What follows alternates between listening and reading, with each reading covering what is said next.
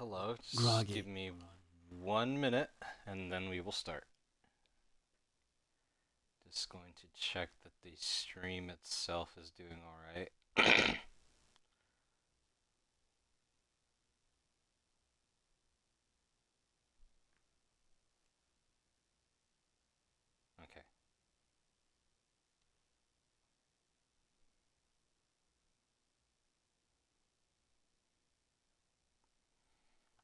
Okay, everything looks alright. Whatever Hartman had bumped in me was making me numb. I felt like this was happening to someone else. Someone I was watching on television. I couldn't think. Couldn't focus.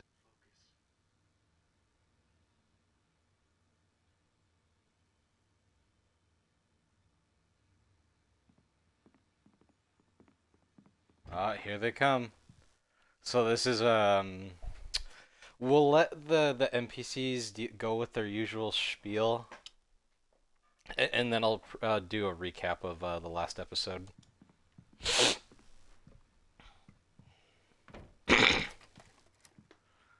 Good evening, Alan. Are we feeling better now? Feeling calm? Yeah. I see you brought your pet gorilla with you. So sure, I'm calm. I get the message. Loud and clear. Quite right. That's the spirit. You're being very brave, Alan. I understand you're confused. I would be more concerned if you weren't suspicious of me. I don't blame you for it. Big of you. Now, why don't you come with me? We'll reacquaint you with my clinic and go over everything you might have forgotten. Little walk and some fresh air? Yes, it will do you good.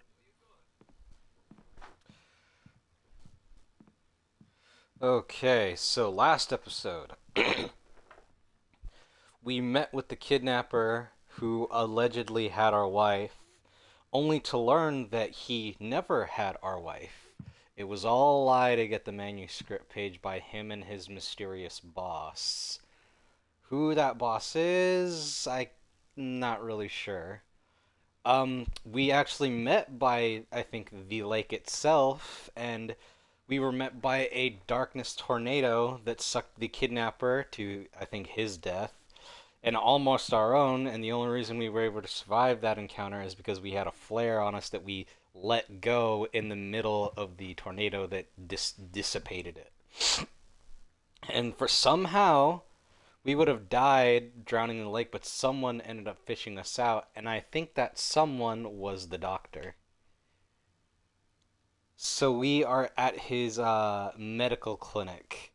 I think in a prior cutscene too, it said that he says that our wife is dead. But how is that so? Let's see what he has to say. Ugh, God, his fucking face. The creator, yeah, this is his book, The Creator's Dilemma. The engaging new book by Emil Hartman, PhD, the author of the best-selling Creative Flow, his groundbreaking techniques, engagement therapy, and the flow, explained in his own words. Ugh.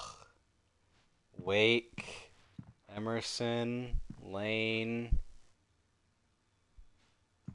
This Diesel? corridor is for patients. Most of them aren't here right now. Jack took them out for a fishing trip, except for the ones who are particularly vulnerable, of course.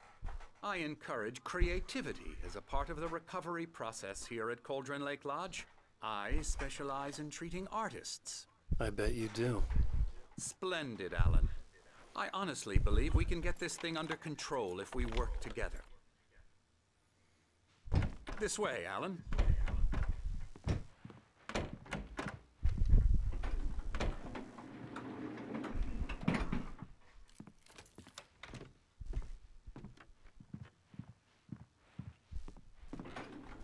Now, Alan, from past experience with you, I know I need to get right into the heart of the matter as quickly as I can after an episode. So I'm just going to say this. Alice is dead. No. You're in a very vulnerable state until you understand and accept this. How is Alice she dead? drowned, and you couldn't face that. You're suffering from hallucinations, paranoid delusions, unusual thinking, an obsession about light and darkness, a feeling that everything revolves around you, your thoughts and dreams. Your mind has constructed an elaborate fantasy scenario in which your writings are affecting reality. She has been kidnapped, and supernatural forces of darkness are trying to stop you.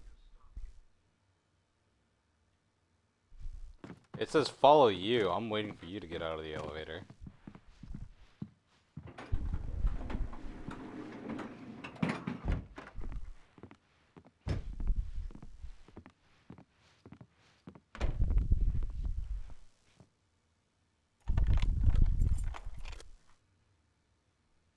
We go this way, Alan. I wasn't ready for another shot, so I went along with it. He had to be lying. But under the influence of the drug he had given me, I had to fight not to believe his words. It's all in your head. You've been making it up. Apart from the tragic accident with your wife, no one has been killed. Your delusions are just a manifestation of your subconscious mind trying to protect you from the too painful truth. Unless we fight the fantasy, it will return. I know the instinct is to resist me, but think about it. Doesn't this make far more sense than the insane supernatural conspiracy you have concocted in your mind? You're a skeptic by nature, Alan. We both know this. Everything can be explained logically.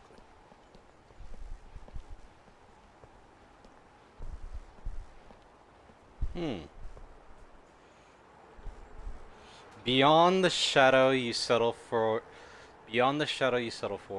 there's a miracle illuminated.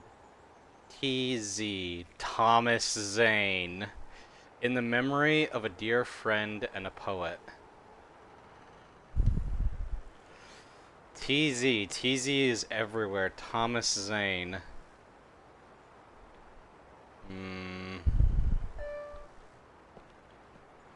Alright, come on. Tell me more bullshit. Because I know you're fucking lying to me. This can't all have been a dream. I never get tired of this view. Very inspiring, isn't it? Cauldron Oh, Lake yeah. spread below us. I could see Mirror Peak on the other side of the lake.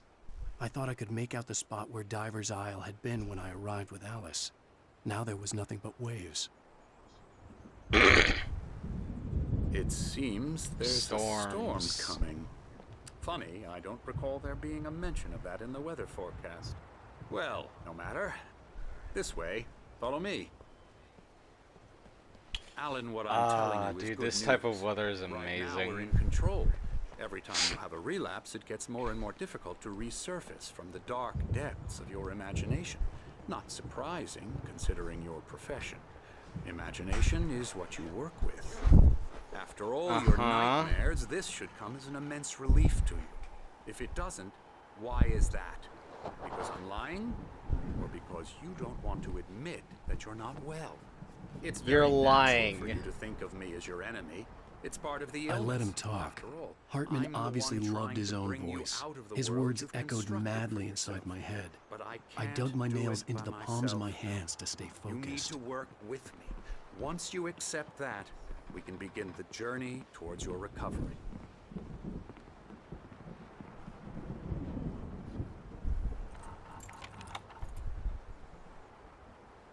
Come along. Let's go inside. Huh? Now, here's the entrance to the office wing. That's for staff only. You were impressed by my trophies when you first arrived here. I do love to hunt. The great outdoors, man versus nature. It's wonderful stuff. Pretty damn wonderful, yeah. It does, doesn't it? Oh god. Scary, scary, scary.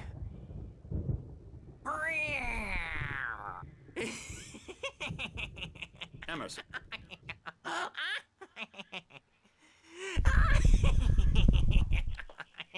I'm a real bad dream, mister. You should be afraid of me. Don't want to run into me in the night, that's for sure. please, Emerson. Mr. Wake is confused enough as it is. Yeah, you'd like me to go away so you won't be scared. But you can't just decide what kind of dream you have or when you have it. Emerson, Okay. Sorry. Boo. That's Emerson. We're actually making some progress with him, I'm happy to say. He works on Elbow video strike. games. Ooh, yeah. It's trash, of course, but it does Get involve him some to the head. small creative effort, which makes him receptive to my therapeutic methods. No Oh kidding. God.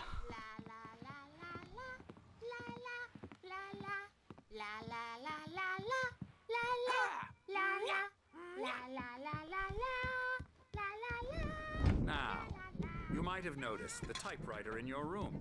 You've been writing as a part of the therapy. As soon as you feel up to it, you should continue.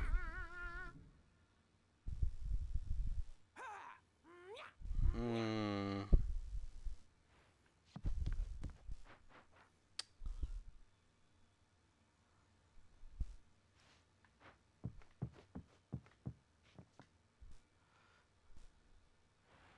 This is the poster I read earlier, but now I can actually click on it to read it.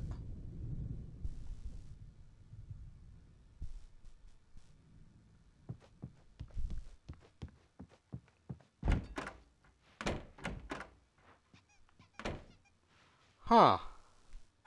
This is... Is he in a literal loony bin? Yeah, kind of. His clinic is supposed to specialize with people who are artists of some sort. So yes, yes. Also, I like this painting. It's very, very nice. It reminds me of something something you would probably paint.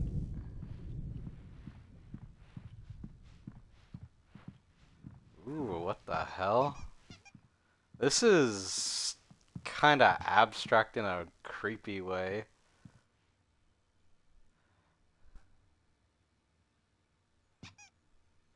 Yeah, this is a little spooky. Welcome to the Cauldron Lake Lodge. We're here to give you the specialized help you need. However, please observe the following.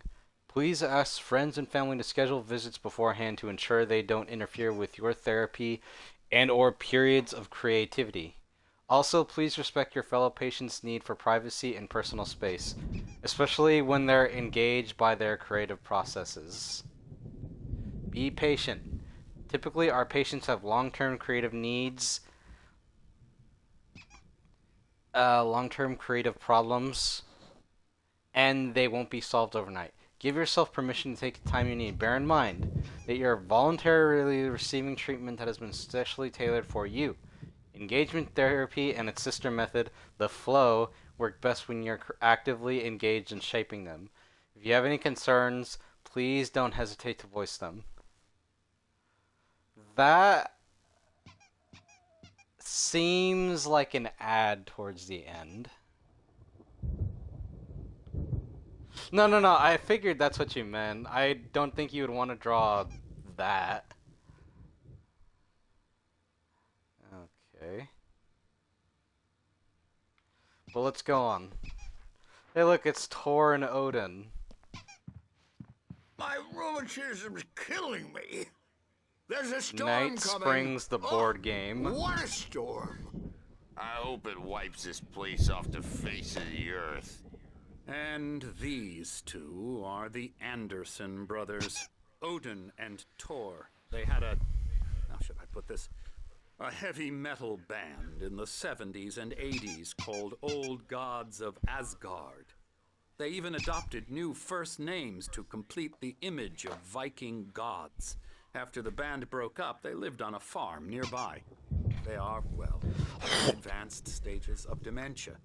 They're well cared for, TLC and all that. There's nothing more that can be done. I'm afraid that the rock and roll lifestyle has left its mark. Oh, that won't do. I'm so sorry to cut this short. For now, Alan, the power has been acting up. I'd better go check on it. We'll continue this soon. Meanwhile, when you feel up to it, return to your room and try to write. It really is for the best. Don't you think? That's convenient, isn't it? I'd The like power to is bash going his out. head in with a hammer. Oh, he'd love to fish out our secrets, but he has no clue. He's not crazy enough. Not crazy like us, Sonny. Yeah! Being crazy's a requirement, Sonny. Who else could understand the world when it's like this? It takes crazy to know crazy. That's the sanest thing I've heard in a while. Zane! You're all right, Tom. Hey, we like him, don't we, bro? He's got to go to the farm. The Anderson Farm. Valhalla! We wrote it all down, lest we forget. A crash course. All you need to know to get your head right. You need to find the message. Here, Sonny, here's something for you. Gave me a rash, but I kept it safe from these bastards. A My head was clearing manuscript up, page? or according to Hartman, I was sinking back into the Let Thomas Zane's writing an assistant. Zane could feel the poems, taking form, shaping things. As he experimented, he imagined he could almost feel the power surging through the keys of the typewriter. It exhilarated him. But there was fear, too. If not for his young assistant Emil, he would have given it up. But Emil convinced him otherwise. He too had a way with words. So, were you able to hear what he was saying just now? Because I heard talking just now. Were you able to hear something on your end? Because I don't want a repeat of the first episode where fucking shit was cutting out for no reason. Okay, good. So he had a manuscript page from Thomas Zane. I was convinced he was lying to me about everything. Crazy or not, the Andersons made more sense. Tom, you got any booze on you? Yeah, no. Sorry, We have a guys. stash of the special stuff at the farm. Our own formula, local ingredients. Medicine clears your head right up. Makes you remember like moonbeams on the brain. Oh, I just noticed. Leather patches on the elbows? That's not very rock and roll. Tom just lost is all. Baba Yaga got to him too, the damn witch. She used us all. Taken from all of us. Took my thunder, the witch. And my ravens, what were they? Memory and thought, the hag. She took something from you too, didn't she? That's what she does. We're better off. This place, the lake, it gives you power. If you're a creator, an artist, a god. Nightmare shifted in their sleep in the darkness of the lake. Yeah, that's the one. She makes sure it comes out twisted and wrong. Just ask the lamp lady. She knows what happened to that other writer. She's been using you, boy, and you let her. You went and opened the door for her, didn't you? Now, it was already open a crack. And whose fault is that? We're morally corrupt, disease-ridden, old and stupid. Doesn't mean he had to open it all the way, goddammit. So they're not speaking tired. nonsense just now. Built the farm close to the lake, a place of power. We had So- parties there, man. You should go there and have a party. So, yeah, they're not speaking nonsense. There's a manuscript page right there. They're not speaking nonsense. Baba Yaga, the witch, reminds me a lot of the veiled woman that we've been meeting.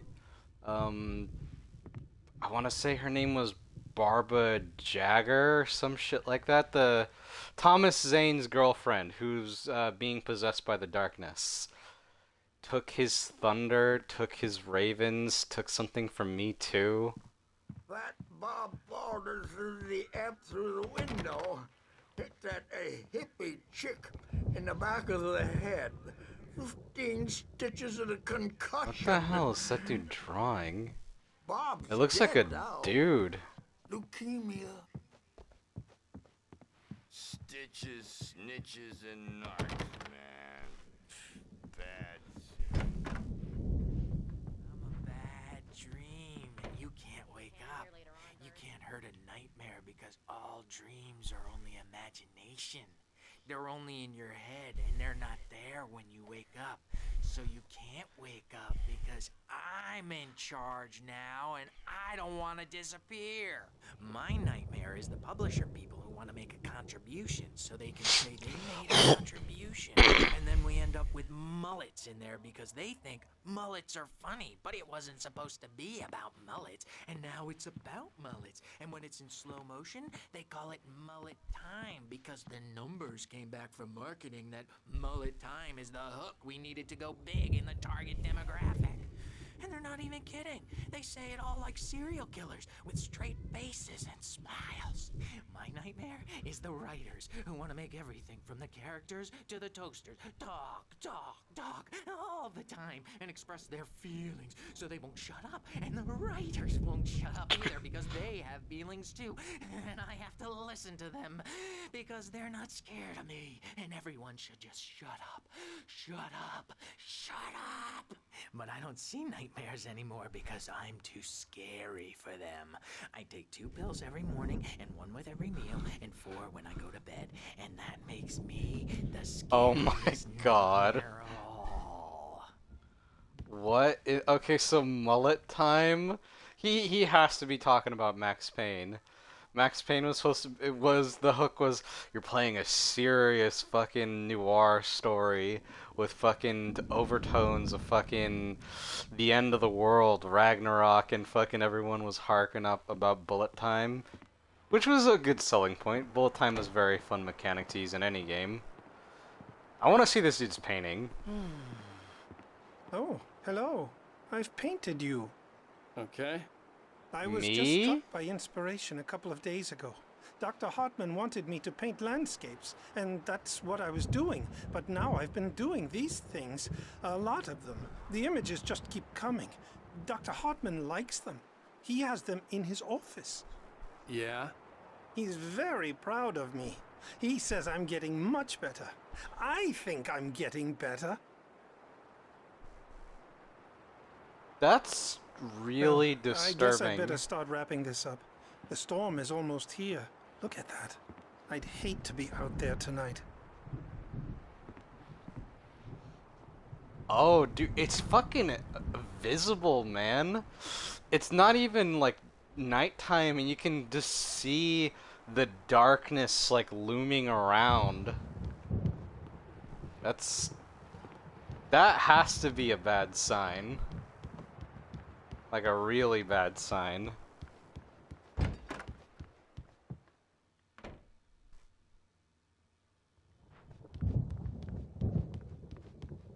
Hey, Wake, why don't you humor Dr. Hartman and give the writing a shot, huh? Typewriter's in your room. You can get to your room by those stairs, Wake.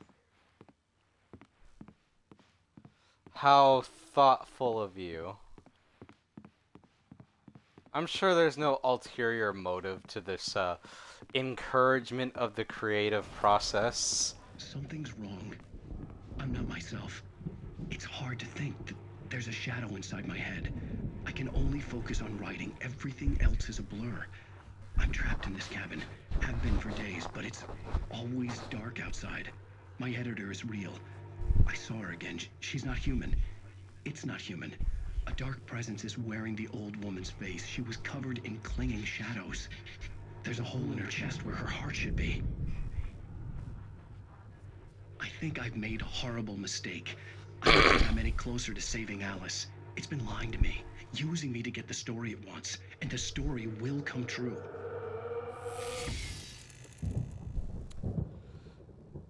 Yep. Another coffee thermos.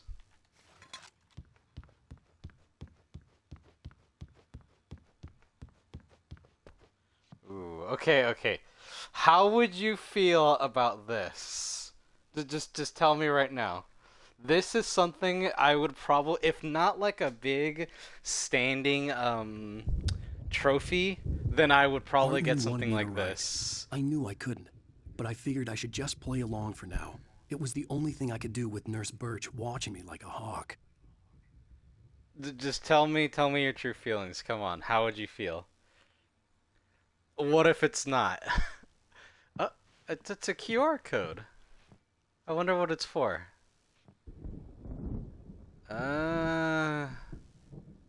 Warriors on horseback? That's strange, but whatever.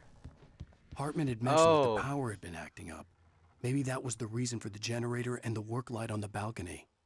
The generator hadn't been activated, and there was no key. Gee, why? Very convenient, a generator by my room. I'm pretty sure that's not gonna come up at all.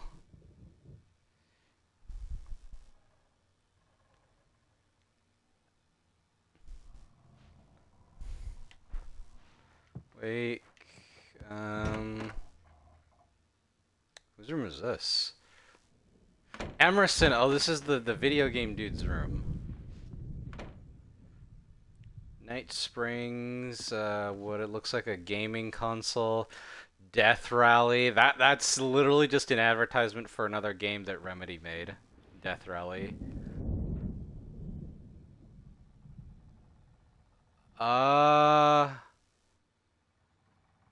This looks like someone. This is just. How do I put this? Is that a map of the town?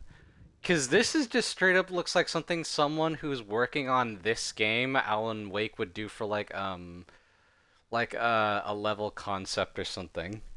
Because look right there, that is a dude behind a tree with an axe and someone holding what looks like a flashlight.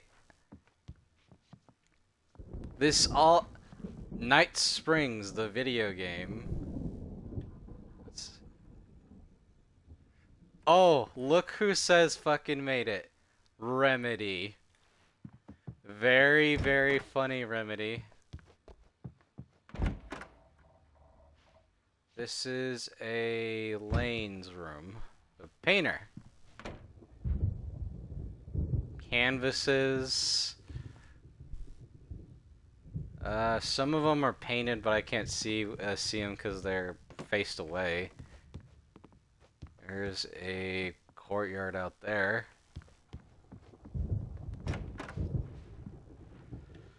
This is someone else's room, but it's locked.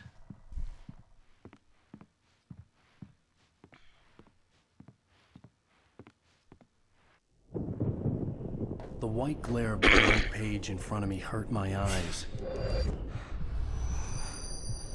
My hands began to shake uncontrollably. Everybody calm down. Put that down. Bert, I need help. Hey, Wake, you stay here. I'm gonna go see what's up. You just keep doing what you're doing. Be cool, okay? I didn't know what the chaos was all about, but it could be my only chance of getting out of here. Where the hell did he get a damn hammer?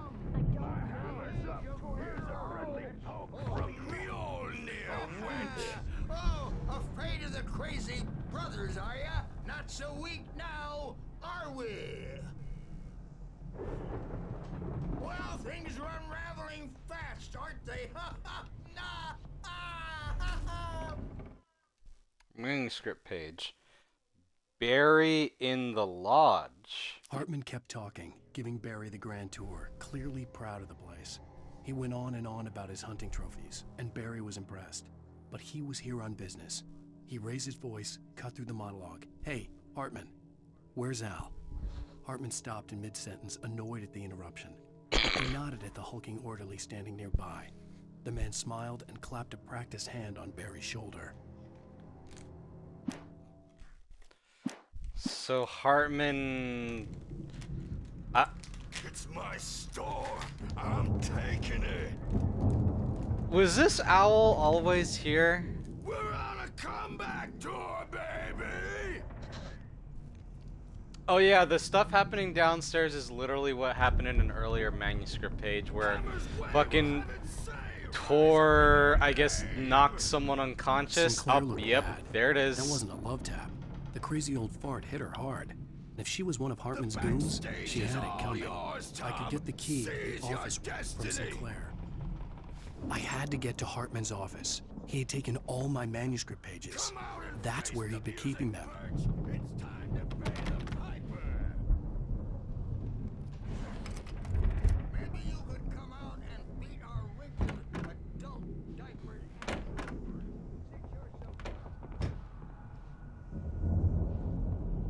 Oh, The markings God. on the tape said they were recordings Hartman had made at the sessions with his patients. I saw Alice's name on one of them. For a moment, I couldn't breathe right. Look, these are paintings of people possessed by the shadows. That's a terrifying wolf. I don't want to look at that anymore. That looks like a bat. This is a map of Bright Falls. This looks like someone made of light, but with darkness in their heart, maybe? This one looks like a witch. Maybe a form that Barbara Jagger took on one time. A bird. Well, it looks like a creepy totem face. Darkness moving in the woods. Okay, this one I would want to think is just another person enveloped by darkness, but the way that's shaped a little bit, I want to think it's Alan. Because and look at his his right hand. It kind of looks like he has a gun in his hand. Not the open hand, but the other one, the one that kind of looks like the end of a jacket thing. Yeah, these paintings are really cool, especially these two. I think these two right here are my favorite, especially the one with the dude in the hat. Yeah, these ones are really creepy. I like it a lot. Manuscript page. Mott fails Hartman wasn't happy. Mott could see it in his eyes. He quickly lowered his own. He had made a mess of it, and he knew it. The shame of failure was hard to bear. He hadn't expected Wake to say he needed more time, and he blurted out 2 days, less than Wake had asked for to show him who was in charge. But that wasn't part of Hartman's plan. I love the animal ones and the one with the light person with the darkness in them. Yeah, this one's alright. Part of me feels like it's not finished though, because I feel like there's supposed to be a little more detail towards the bottom of the person, but that could just be me looking a little bit too much into it. This one though, this is something you have like above your. This is something like you put like above like an entryway to like a really dark corridor to scare people from going into it. These ones, well, I don't want to say these remind me of like oily velvet paintings. They look really nice. But to take a pause from the appreciating of the art, I'm actually gonna go into what that manuscript page is. So basically, it confirmed to us that Mott, the kidnapper, was being paid by Hartman to get manuscript pages from Alan.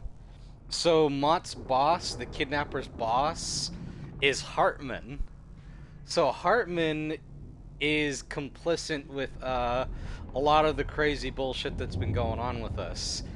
So he is 100% not our friend and a villain of the story. Now, Mrs. Wake, can you tell me about Alan's problems? He's more and more out of control all the time. The parties, he's so angry all the time. He's getting violent. Do you mean with you? No, not with me. No, never.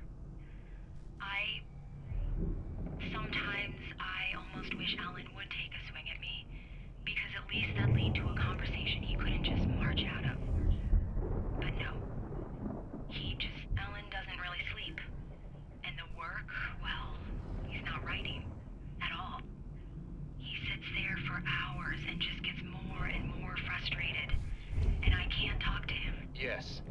Mrs. Wake. What would you say to him if he'd listen? I don't know. I want to say, I look at you, and it's not you. Just some stranger who resembles you. Looking out from behind your eyes, and I don't like that guy much. And now it's all gonna go to hell. But you don't ever say this. No. I've tried, but he's not listening. He's too deep in his own problems, always going on about something else. I'm so afraid I'm gonna lose him, and we're not even talking anymore. He doesn't let me in anymore. He just keeps me in the dark. I'm so alone here, even when he's home. Please help me, Doctor, because I'm at my wit's end. Well, if you can just get him here, I'll absolutely do my very best. Yeah, but Doctor, you need to be careful with him. He's not just going to listen to you and cooperate. He's the most stubborn man I've ever met. Well, I'll be sure to bear that in mind. Hearing her voice, what she was saying made me happy and sick and guilty all at once. Worst of all, I recognized the words. The phone call from her. It had been a cut-up of this. Just a recording. So yeah, this also adds more fuel to the fire that Hartman is a piece of shit. Rudolph Lane's case is interesting. He was completely blocked, and frankly, I was about to discard him as useless. However, once Wake arrived and started writing, something changed in Rudolph. He's producing extraordinary work, increasingly dark pieces. Unfortunately, he doesn't respond to direction at all, and it's my belief that he's not so much a creator as an illustrator, perhaps, a recorder of sorts. I hadn't considered the existence of such a role before, let alone its implications, but the paintings he has produced are informative. At least he's easily controlled and useful. I wish I could say the same about Wake. It's frustrating that the best subjects are always so damn difficult to deal with. So the guy we saw outside painting has been the one painting all these pictures. And the way Hartman described him is, these aren't paintings from his imagination, the way he described it is, they're more like stuff that he's somehow already seen, and he's just painting them from memory somehow. Like something kind of forgotten. But all of these, in some way, shape, or form, are from our story. Like, these guys are obviously darkness-infused men. I haven't seen any darkness-infused animals, well, at least not fucking wolves. This is a bat. I haven't seen anything like that. This might be something, but I couldn't really say. Shit, it might even fucking be us. I don't know. This obviously has to be Barbara Jagger. This has to be the darkness-infused birds. This might have been something we've already seen. This could just be the way that the woods are all moving around, and this could just straight up be Alan. So all of this is stuff that somehow he's getting into his head that he's seen and that he has to paint. Not buying that. I was tailing Wheeler, and this is the only place he could have gone. That means Wake is probably there too. Agent Nightingale, this is private property, and I will not allow you to disturb my patients. Yeah? I can get a warrant. How would your fragile little patients like that? Oh, I'm thoroughly intimidated by your mighty authority now, Agent. Listen, you smug snob. How would you like it if I busted through this gate and knocked you around a little? Agent Nightingale, first of all, I'm recording this conversation, so you might want to watch what you say. Secondly, you're not dealing with a hick now.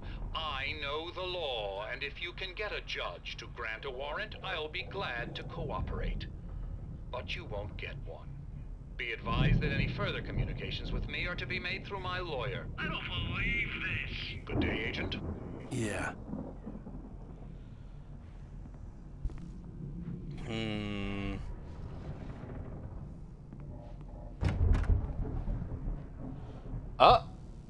I don't remember seeing this. But yeah, that's literally just fucking Oh my god, so I know this is supposed to be their like weird take on like a fucking like a picture of like all the staff, but dude, this is pretty much just like they grabbed a bunch of the character models and put them in like weird places. But yeah, that's Hartman and his staff in the background, and that's fucking Mott the kidnapper. The photo on the wall caught my attention. In it, the clinic staff was standing outside the lodge. I knew the man next to Hartman. He was the kidnapper. Hartman had been playing me all along.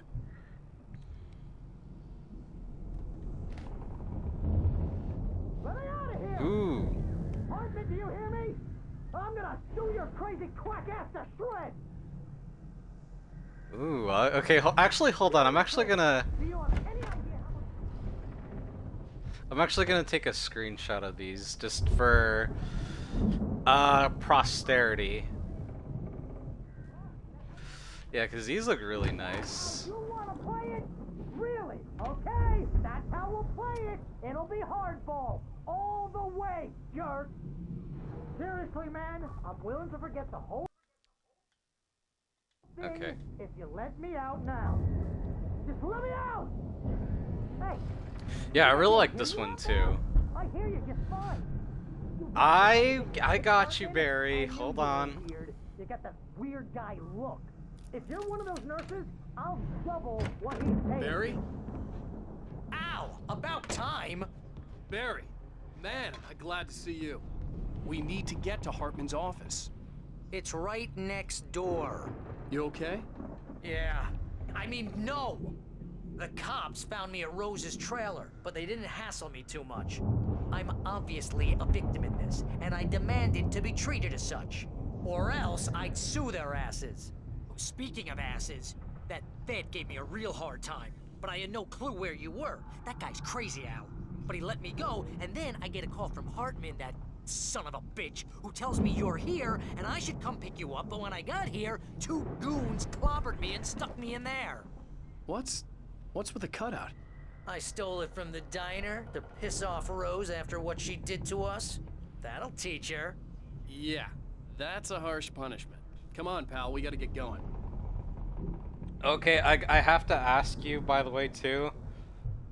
Would you say one day I become mega famous, a mega famous person, and I have a standee of myself? Would you keep one in the house?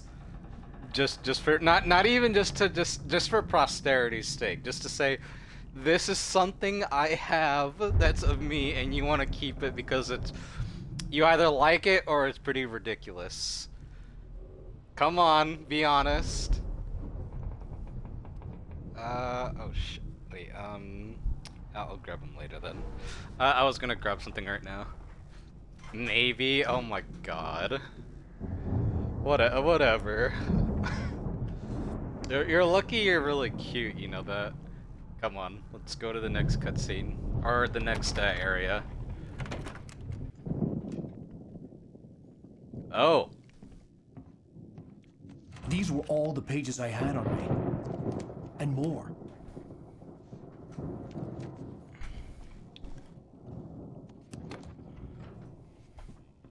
Alan, please. You're sliding back into the... Tell me one more lie and I'll shoot you in the face. Ah, well, it was worth a shot. Really, Wake, come on. Let's work together on this. You have no idea... Hartman, shut up! Barry, get out of here. I'll catch up with you. Get a car. Oh, Al, let's just... Go! Wake, listen to me. This is a mistake. Don't you see? Together we can create something absolutely wonderful. With your ability and mine.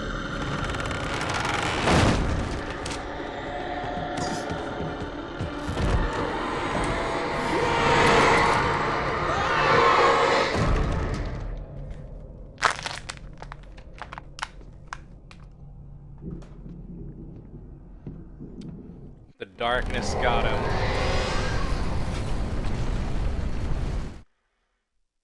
The manuscript page. Hartman watches Wake fall. Hartman followed the fall of Alan Wake with his binoculars. When the rider hit the water, he ordered Jack to take the boat to him. The spot was easy to see in the dark, even with all the extra lights in the boat. The flare floated and kept burning even in the water. Jack turned the radio louder as the engine sputtered. The music was rough and clanking, something the Anderson brothers would no doubt have enjoyed. But Hartman chose to ignore it. Wake was finally within his reach. So Hartman saved Wake. The dark presence would be on me in a moment. I had to find a way out. Okay, give me 1 second.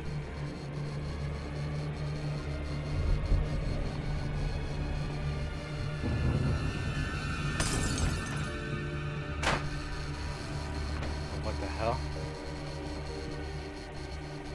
Oh my god. I did not like that. Oh dude, it's encroaching on us. Holy shit.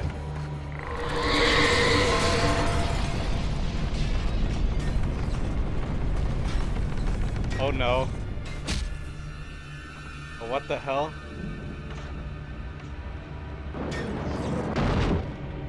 Oh god. I needed light to get the possessed bookshelves out of my way.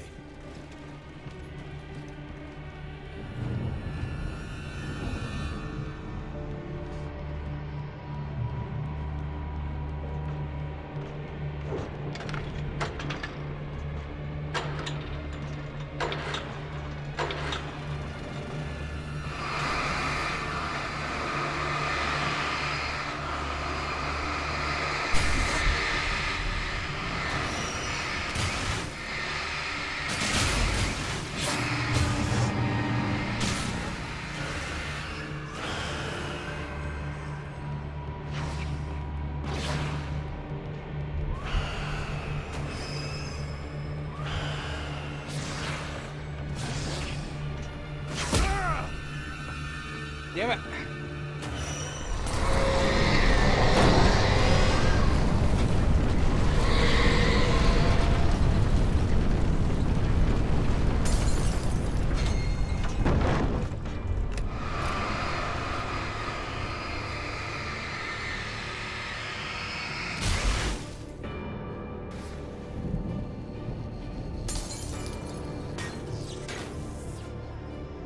Manuscript page. Hartman's mission. Hartman knew he was no creator. He had no ambitions on that front. And he certainly didn't want to end up like every artist he had worked with here, damaged in ways that were hard to describe, or worse. It was enough for Hartman to maintain creative control and provide direction, to be a producer. That was what most of these people were in need of anyway. Of course, suitable subjects were few and far in between. So what Hartman is essentially doing is he finds people who have brilliant creative abilities, who are pretty much damaged in one way or another, and rehabilitates them in his own ways, in a way to control them. So whenever they make their new creations, he can gain some sort of notoriety or I guess fame of his own by saying he helped their creative process, and I guess make a little bit of money on his own too. So he doesn't really care about helping people, he just fucking cares about what all villains care about of this type. Getting that money. Also just opening a window, it's kind of stuffy in here. TV. Most of us have felt its shadow on us. A shiver down your back. A glimpse from the corner of the eye. You can't find it on purpose. But take a wrong turn. Or the wrong cross. Let me actually see something really quick.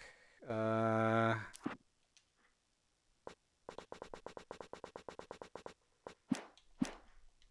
yourself in the small town of Night Springs. Yeah, the subtitles didn't want to turn on for a second, so I'm just turning down the music volume so you can hear this. Sometimes, even the simplest things prove impossible. Consider, you get in a car and leave a life behind. Easy? Not tonight. Thank Thanks for the ride, Mark. I'm so glad to be leaving this place. You have no idea. What, Night Springs? Come on, Linda. Relax. It's not that bad. Hey, what's that up ahead? Oh, God. There's someone in the road. I think there's been an accident.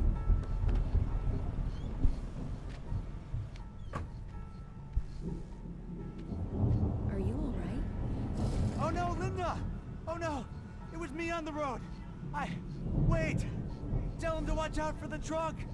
Watch out for the truck! My God, Mark? What?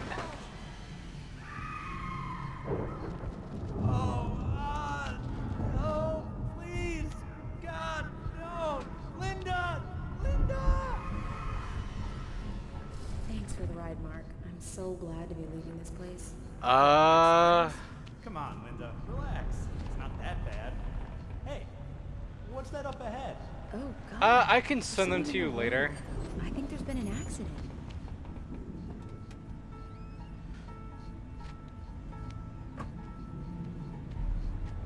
Are you all right? Oh no, Linda! Oh no! It was me on the road! Wait! Tell him to watch out for the truck! Watch out for the truck! My God, Mark? And there you have it. A vicious cycle, brutally punctuated by the blast of an air horn and screaming. I only grabbed 2 of them though. I can maybe look online to see if someone actually grabbed the actual paintings of it. Let me actually do that really quick. I'm actually gonna take a break right now anyways to go use the restroom, so... Oh! Smoke and mirrors. But Oh, there's another one! Magic is more than that. It's a way of working the secret machinery of reality itself. And more than one member of that Eldritch Brotherhood can be found in Night Springs. Tonight's episode, What's in a Name? We find an old man. So this is standing on an multiple. old, rusting, derelict bridge, leaning his bony frame against the cold steel. And though he looks idle, he is hard at work. His young apprentice attends to him, as good apprentices do. Yes, yes. Coming along nicely. Don't you think, boy? Yes, Magus. Sir, we've been getting some complaints. Are you defacing the bridge? Oh. No, I wouldn't do that. Sir, I can see the screwdriver in your hand and the scratches on the steel beams. You've been spotted doing this all over town. Yes, I have been very busy, but I'm no vandal, officer. Exactly what are you up to, sir? He's writing his name on the town. The youngster is correct. I'm writing my name, my whole name, the entire and complete description of my soul on the town. I'm almost done. Yeah? Well, all I see is an old man tagging public property. Oh, I should bow down to the wisdom of your years? Words have power, young man. Names and titles especially. Uh-huh. And, what's your name supposed to be? Tell him, boy. Tell him while I finish the carving. Officer, it's... Say my name, boy. Say it. It's Night Springs, officer. But isn't that... That's the name of the town, isn't it? Yes, it is from now on. Wait, where'd he go? Hey, where is he? Oh, officer. You know where he is, and what he is, don't you? I think you should get in your car and drive away, and remember which town you're serving.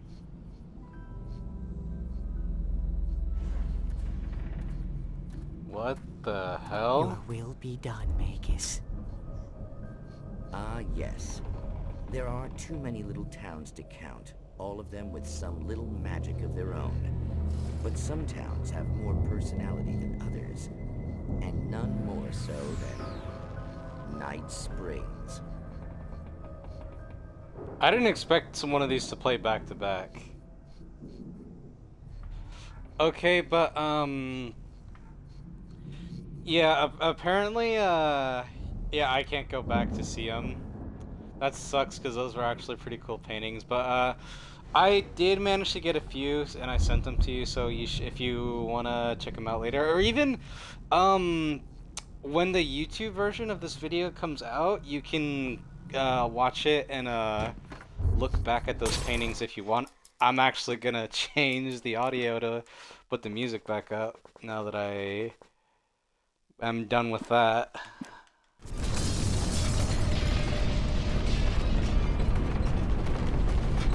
Locked.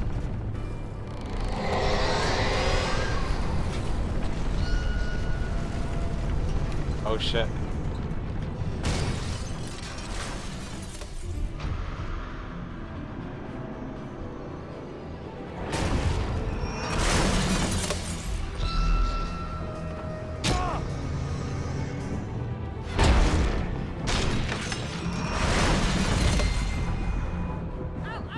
I'm here!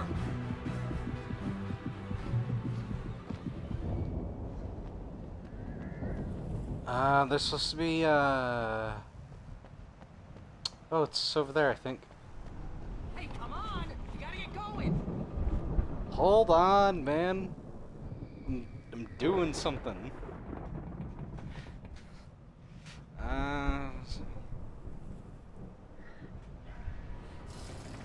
Okay, oh, there it is. Yes, I see you, Barry. Hold on. Thermos right here.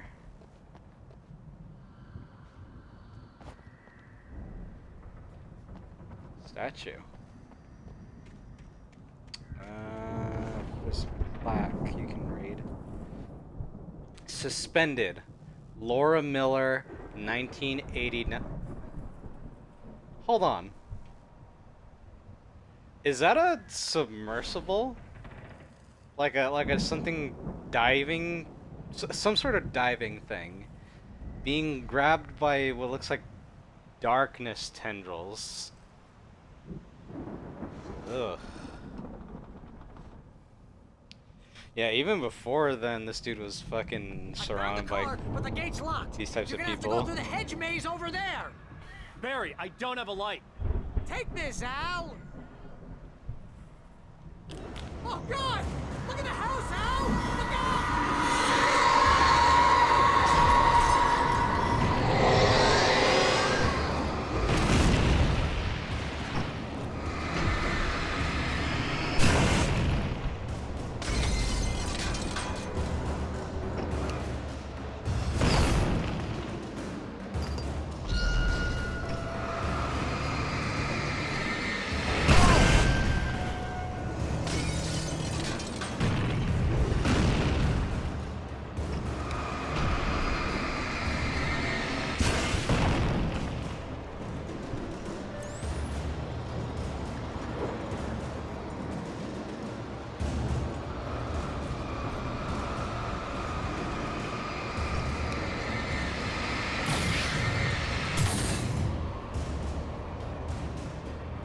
Oh, geez, Al!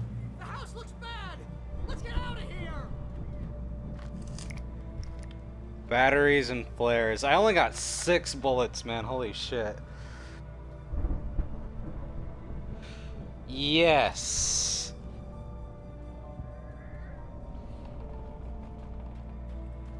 Oh god. Oh, I hate these things. This is a hedge maze. I hate these things so much.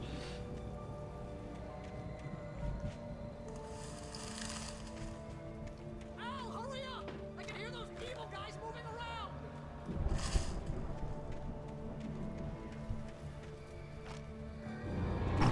Oh shit! Oh god, that actually scared me. Oh my god. I didn't even fucking hear him, man. I didn't even hear that guy, and he fucking scared the crap out of me. Do not...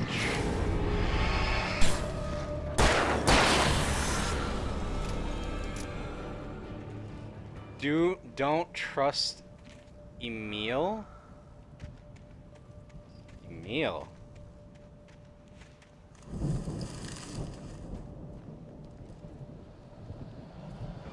A manuscript page. Wake sees the old god I stared at the stage. Viking paraphernalia that littered the area, surrounding an unlikely centerpiece.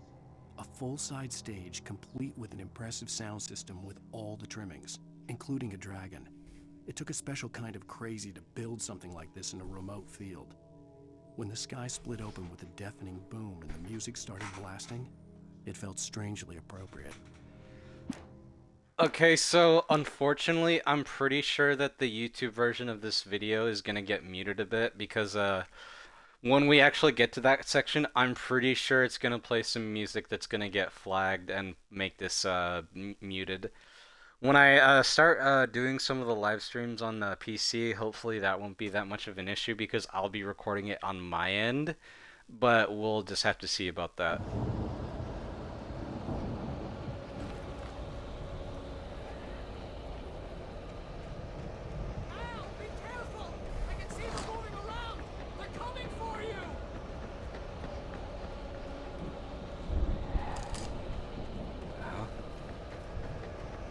Oh.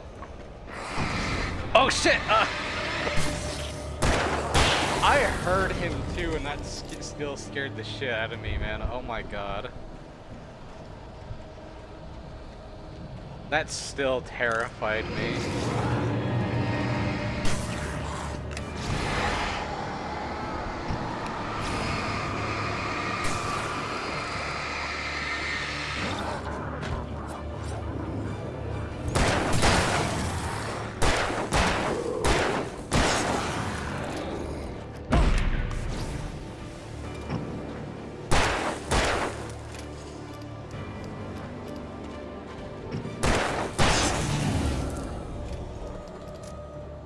I also didn't mean to use that flare. I was just trying to remember which button it was that I had to use to dodge.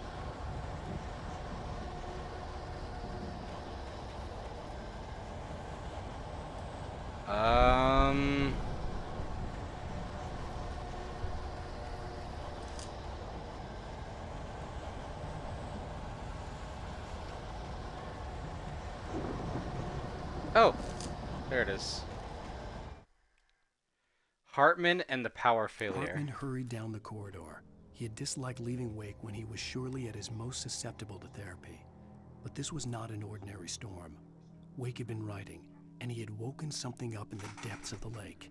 Now, it was coming for him. Hartman had naturally prepared for a situation like this. The idiot brothers would keep Wake distracted while Hartman double-checked everything, just to be sure.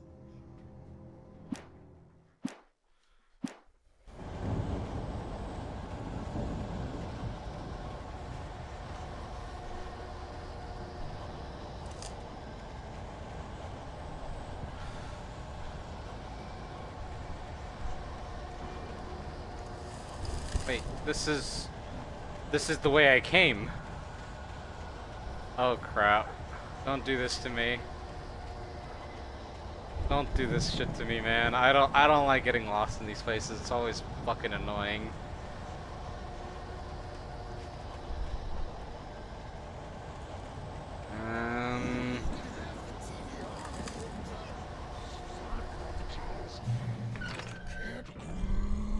The channel. We turn it off. We don't want any fighting. It makes Oh, there's his fucking dude.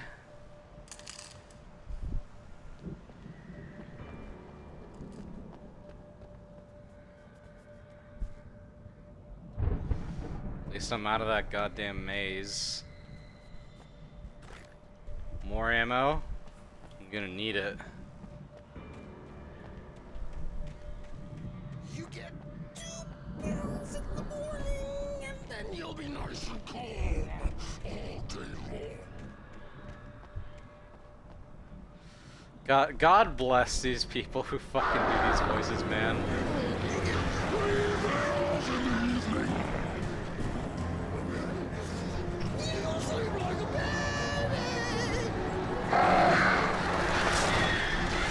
Oh shit.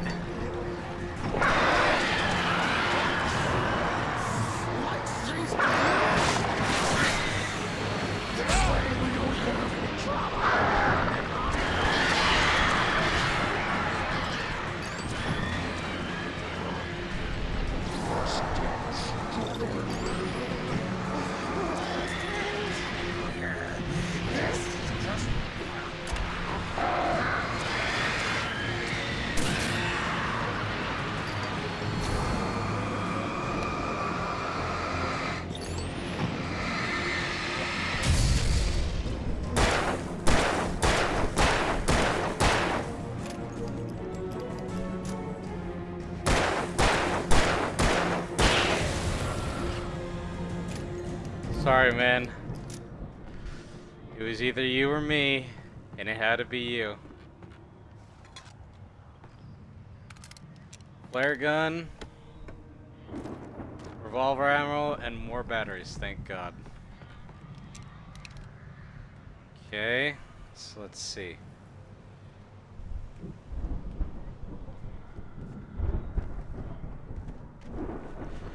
Alright, so hold on, just getting ready. Let's go. Let's go behind the gazebo.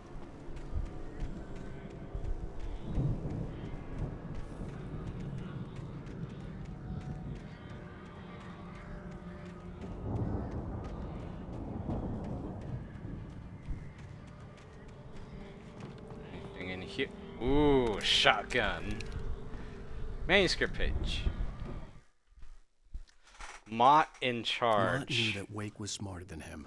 Wake had more money, a beautiful wife, everything. And Hartman said Wake was important. That made him better than Mott. But Mott was calling the shots now. He'd expected Wake to whimper and grovel, but instead, he seemed willing to fight. Mott knew he'd gotten under Wake's skin. If only Mott actually had his wife. The thought made him shiver. So he was being a creep about it. When he actually thought about having his wife. Of course. Like you do.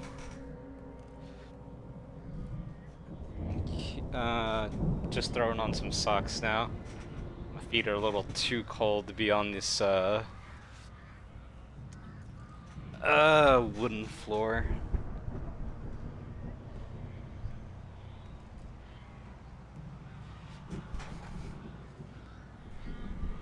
Okay.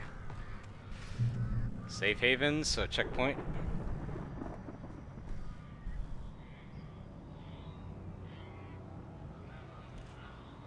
Alright. Let's get to this.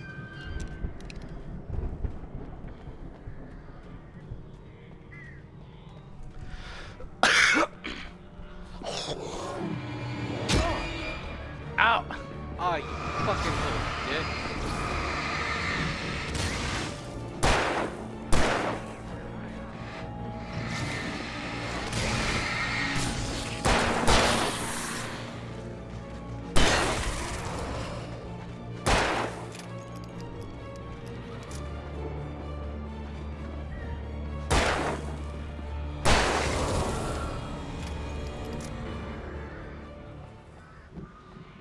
Dude just fucking was invisible and came out of nowhere.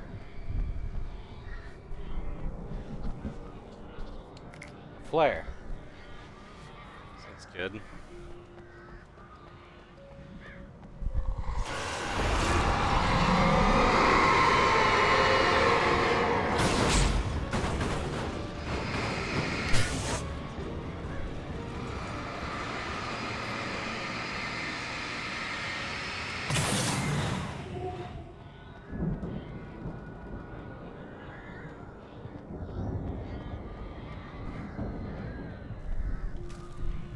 Manuscript page. Barry attacked by a For the Taken. moment, Barry was just glad he had survived the fall. He had been separated from Al, and there was no easy way to climb back up. He told himself he'd be okay. Okay in the gloomy forest at night. He would just have to wait for a while for Al to find his way down. Barry turned when he heard the heavy footsteps and saw the movement. The man-shaped shadow lunged at him from the bushes, an axe held high. Barry screamed and threw up his hand. The world exploded. Hey. Up, there's another one. Goodbye, cans.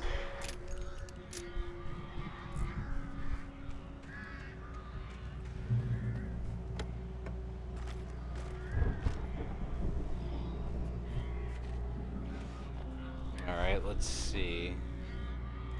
The next thing is...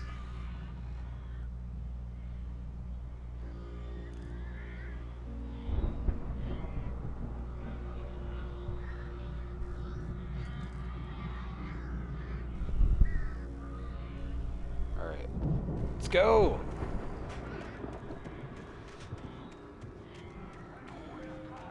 Oh.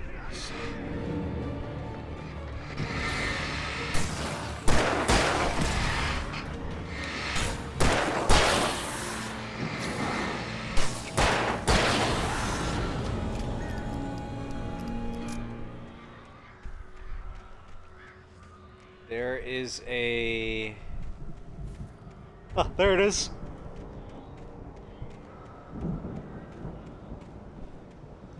So I actually just kind of figured this. Whoever wrote that message of I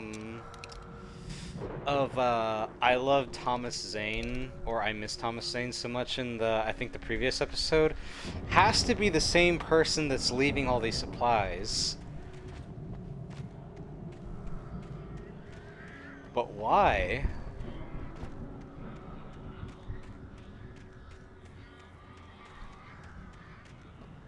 Oh god, I can hear the birds.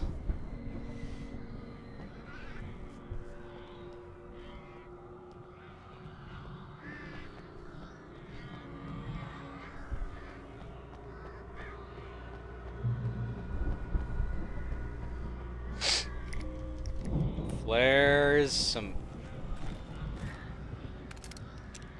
ammo of all kinds. I like how those batteries just fell down like it was a paper in the air. There's Barry, but hold on.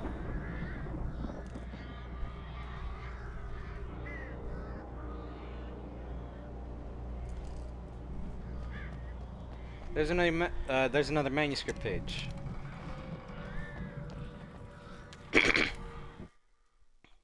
Hartman sedates Hartman watched as Wake's features slackened. The man was bullheaded, no doubt. Even lying on the bed, he'd almost broken Hartman's nose the second time. But with a little time, he could break Wake down, give him proper direction. Wake was easily the most promising subject he had had. Well, since Tom, really. Sleep well, Alan, Hartman whispered with a smile. Let me take care of you. He sniffed hard to clear his throbbing nose, swallowed it, and barely tasted it. It's Tom, so Thomas Zane was a patient here too. God damn, dude, this fucking guy gets around.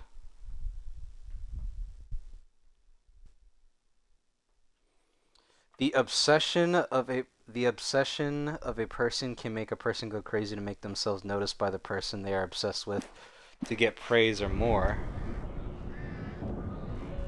Yeah, I guess, but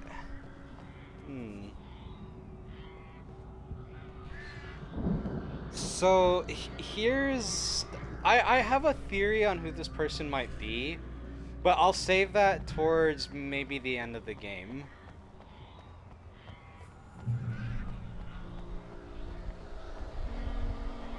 Al! You're alive! Let's get out of here. Can you open this gate? Maybe. Barry. Well, I slammed it shut when the nasty showed up, and the key fits kind of loose in the lock, so, I'll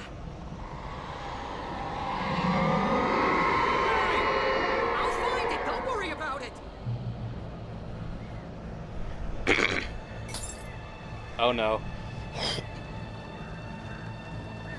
Oh no. Hurry up, Come on, Barry. you fuckers. I'm on it. I'm on it.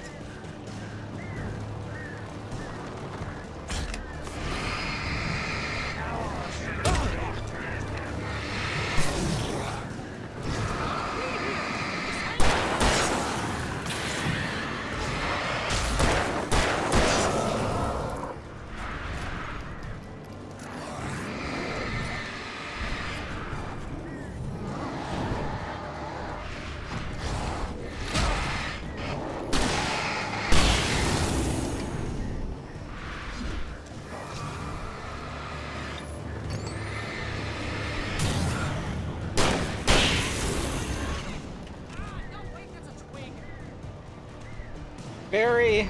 God damn it.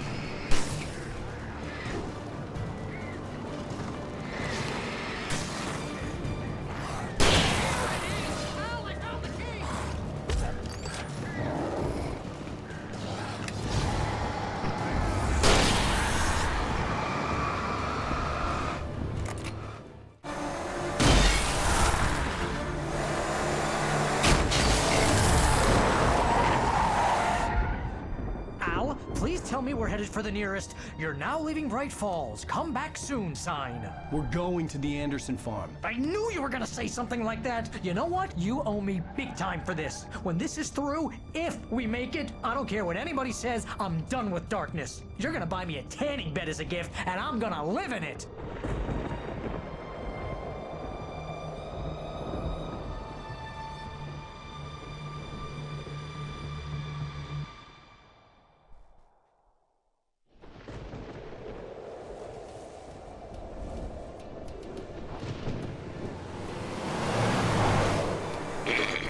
I'm crazy, but that's fine, Barry. Oh, you got that right, Al. You're barking mad. You are by far the craziest. But maybe that's inevitable when you deal with crazy stuff like this. It helps. This is happening, Barry. Alice, they never had Alice. She's trapped in the darkness at the bottom of the lake, but she's not dead. Al, how can you know that? I know, Barry. I can... Al, No, listen. I can bring her back. I can find her. There's something special about this place. The lake, it does something to the works of art created here.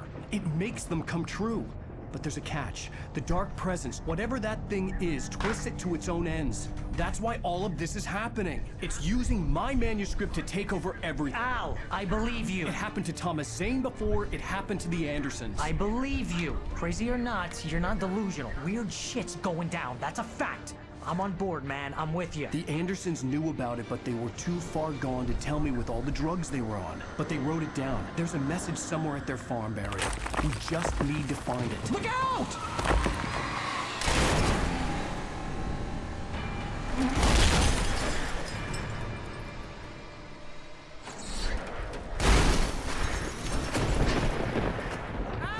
Why did he tell him to look out if you're the one driving the goddamn car? That would be like me saying, that would be me saying, as a passenger on a plane, Barry was look really out as a fucking thing is about to hit the pilot that's like way down there where he can't hear me or see me. Jeez, it's good to hear your voice. I was trying to get out of the car, but the ground gave way. Man, what a drop. And don't worry, your cutout is fine. Forget that. Are you okay? I hit some bushes, didn't get a scratch. There's no way you can climb down, though. It's like a sheer wall. Hey. Come on, Barry. There's something moving down here. Barry, it's a taken! Use a flare, Barry! Woo! Yeah! Barry, are you alright? I'm good, Al! I'm great! Guess you never messed with anyone from New York City before, huh? Oh, Barry. Oh, there he is! Oh, he still got the fucking cutout, dude. You're gonna have to find The Anderson your way around farm. to the farm, Al! I'll be waiting! Barry, just wait for me, okay? Al! I'm not staying here! It's suicide! I'm going to the farm! I'm gonna go ahead and secure the area. You can catch up. Don't worry about it. I'm on the case. Now he's Rambo. This Don't would turn die, into a you son of a disaster if I bitch. didn't catch up with Barry.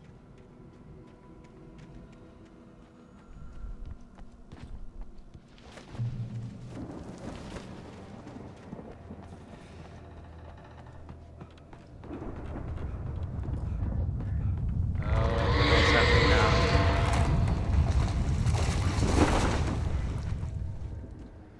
Oh, that's wonderful.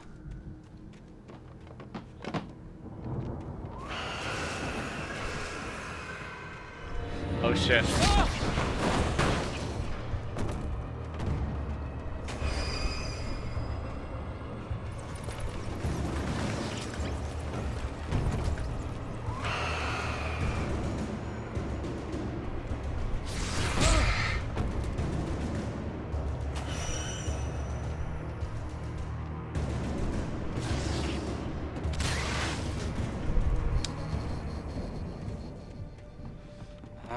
Is this it?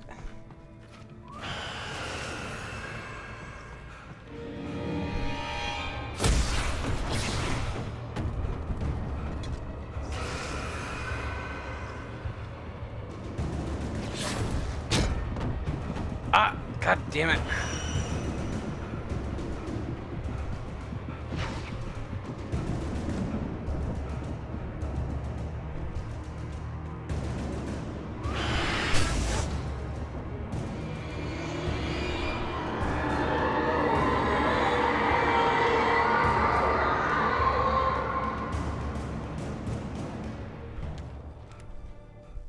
Manuscript page. Walter at the Anderson When he stopped the car farm? at the Anderson farm, Walter felt relieved. Oblivion was close at hand. The brothers wouldn't miss a jar of moonshine or two in the booby hatch. But then he saw the man on the porch, and he knew who it was. Driving for his life and knowing it was useless, he didn't realize he was crying until he couldn't see the road for the tears.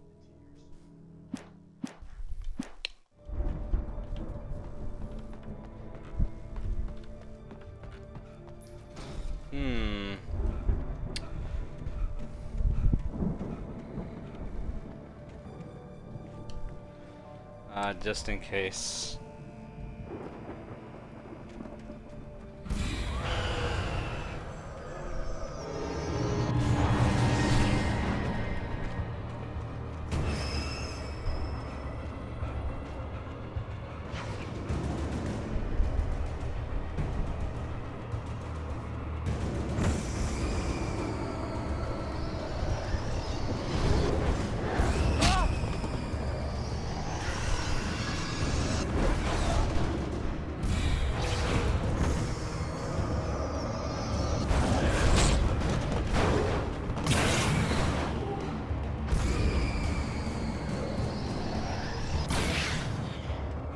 What?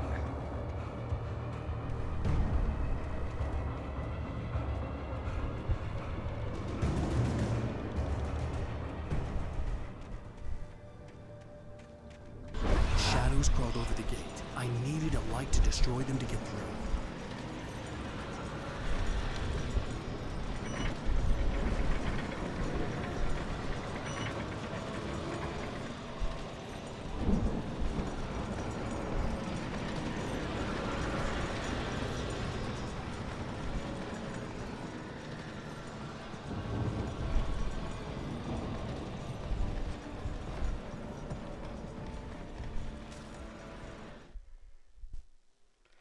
Nightingale arrests Agent Wake. Nightingale stared at the passed outrider. The man was sleeping off one hell of a night. Nightingale felt a stab of envy at Wake's oblivion, but he had a job to do. He put the gun to Wake's head and almost became a murderer. His hand shook and his throat felt tight and dry. Biting his teeth, he tried again to pull the trigger. He lost the nerve. Wake stirred.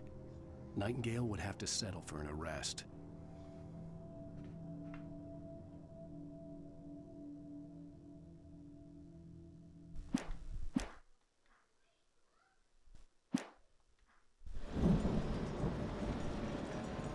I hoped there'd still be a working generator somewhere around here to power up the old lights by the gate. Like this?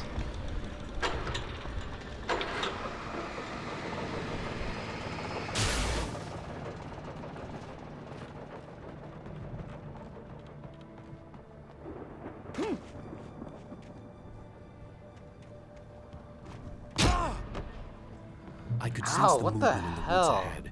Facing the enemy without a weapon was dangerous, but I had no choice.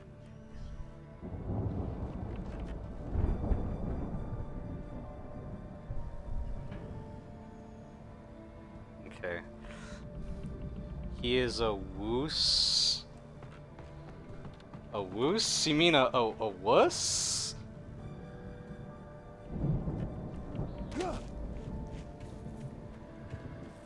Oh shit, I don't have any batteries for this, so I have to run.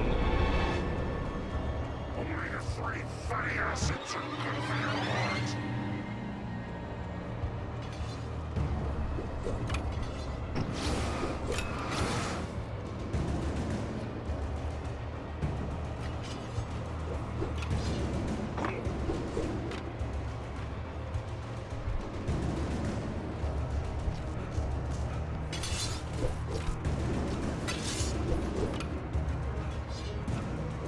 Made it!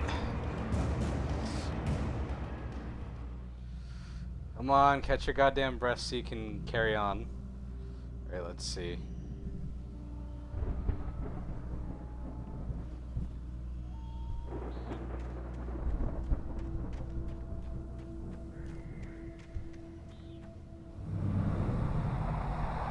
A car was driving away from the farm, headed in the same general direction as I was. For all I knew, it was Barry, caught in the consequences of leaping before looking.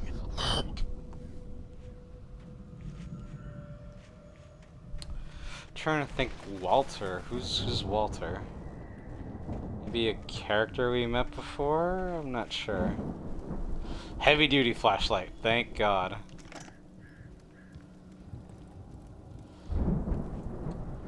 Batteries, cool. Coffee thermos.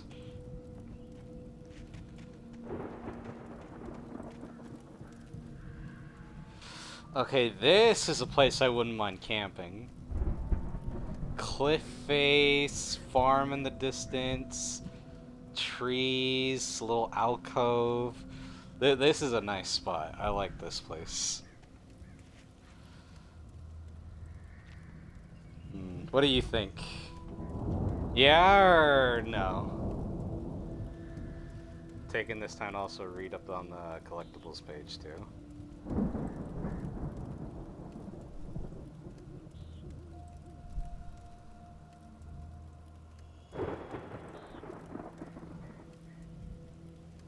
You don't trust cliff sides? I don't blame you. But it's far enough from the cliffside to not be, I feel, to wouldn't be a danger. The car was heading for the cabin up ahead. It wasn't far. If it was Barry, I would see the damage soon. Oh God.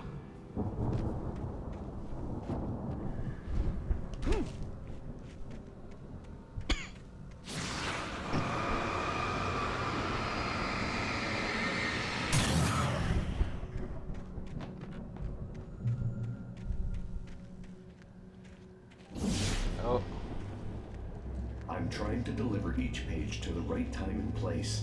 I'm trying to show you how the story goes. I had seen glimpses of the light before. I had seen it in my dream. It was a strange spaceman or a diver in a bulky suit.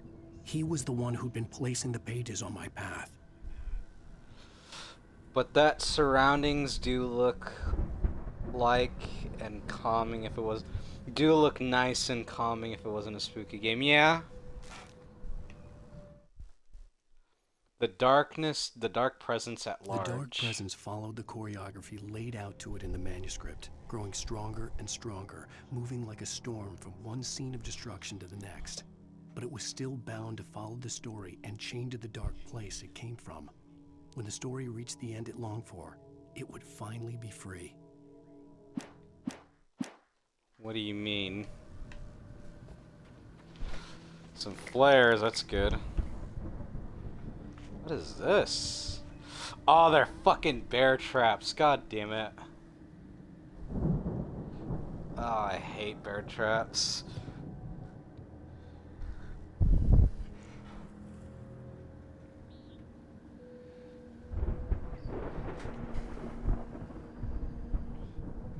Move this.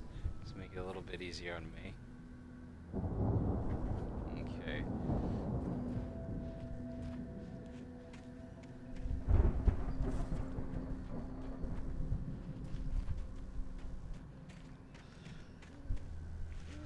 Oh, dude, these things are everywhere. Holy shit. Who puts this many bear traps along the floor?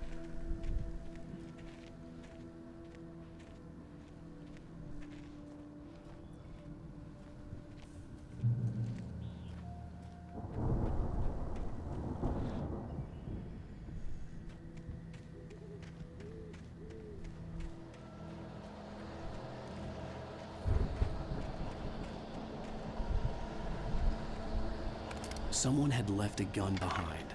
Now I had a fighting chance of reaching the farm.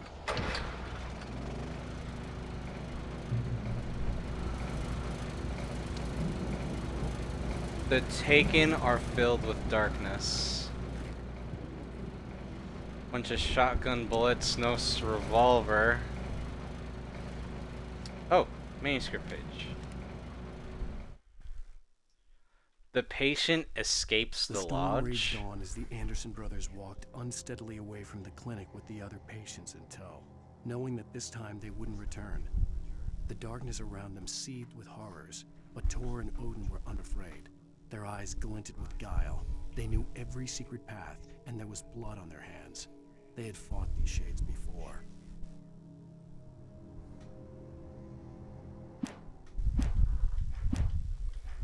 Yeah, assholes probably.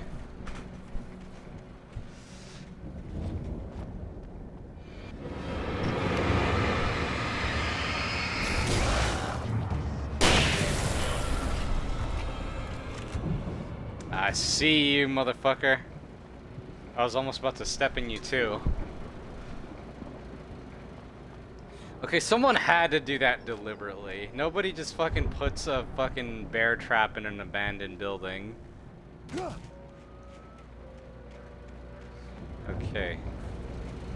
I got that. So from here...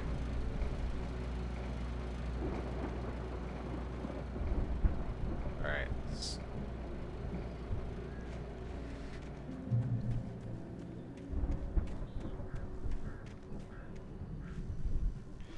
Don't think I can climb that. Maybe I can, let's see. Nope. Even if I could, some of the legs are broken.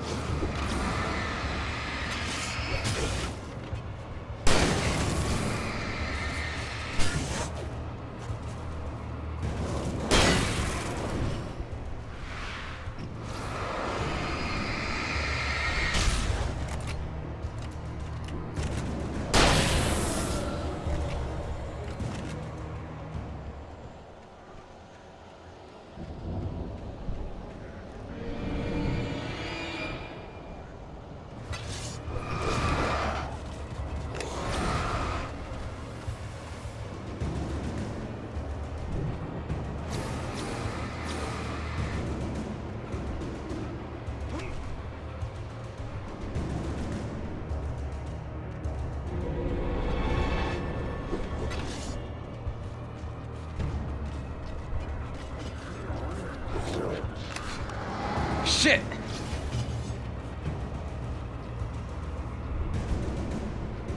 God damn, dude. I could see the car, but there was no sight of the driver.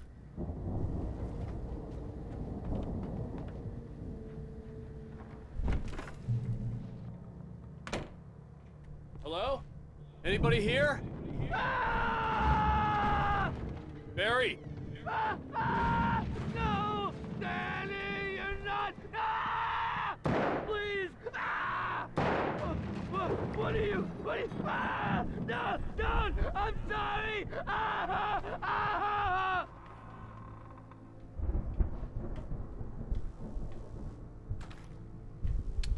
Wait. Walter the drunk guy? Maybe? Oh shit, he probably didn't get his friend from earlier, so his friend probably came back to fucking finish him. Oh shit.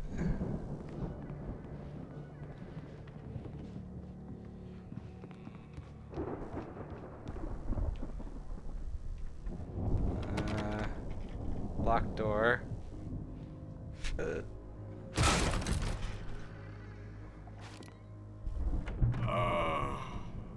I know you.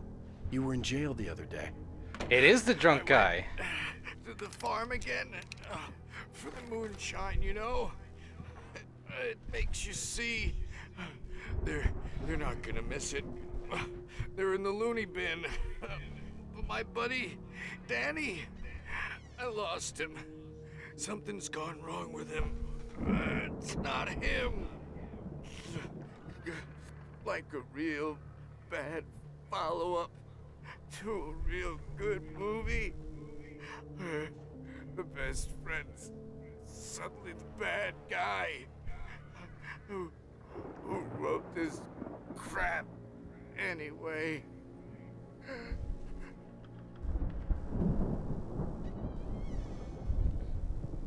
Oh shit, is he dead? Damn. So, from what I understand, the Andersons made a booze that lets you see the darkness more clearly, and he and his friend have been breaking into the farm since, you know, they don't live there anymore since they're fucking in the lodge to drink it, and then he just notices one day that his friend just is overtaken by the darkness, and he tries to kill him.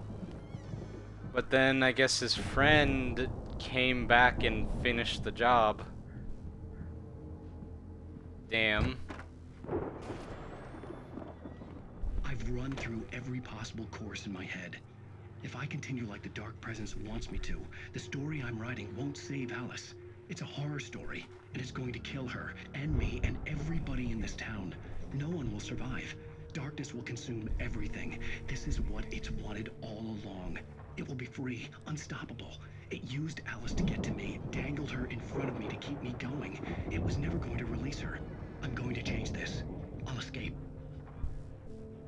I've written myself into the story. I'm now the protagonist. This feels like a terrible risk, but it's the only way to save Alice. I'll be bound by the events of the story just as much as anyone else who's been woven into it. The story must stay true for this to work. There have to be victims along the way, near escapes, cliffhangers. In a horror story, it can't be certain that the hero will succeed or even survive. He almost has to die. I'll write my own escape into the story next. I need help. Zane's going to be the one who'll help me. I'll make it happen. So this is if some of you haven't understood this, I'm just gonna spell it out for you now. This whole story we've been playing technically is happening, but it's also not happening, because we are just a story being written by Alan while he's in the lodge still on the typewriter. So all these manuscript pages that we've been finding aren't just some prophetic thing of the future. It's literally what's going to happen later on in the game, because it's been written already. All of this is just a story that Alan is writing so he can save his wife.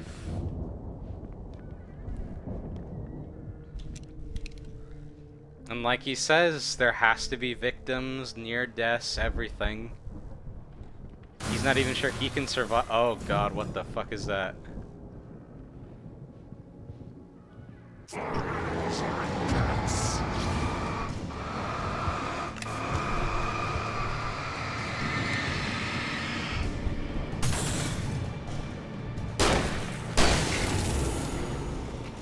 Let me guess.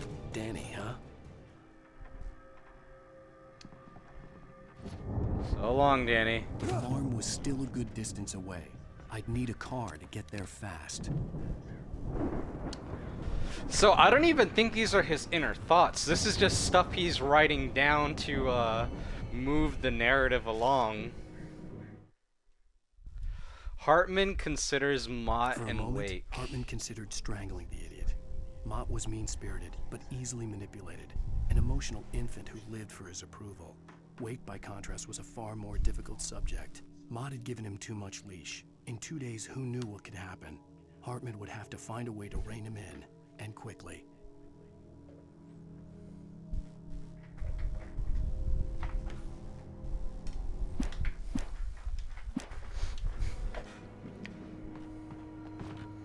Before I get in you... Cellar. Oh shit. Ah, dude, a fucking mangled deer.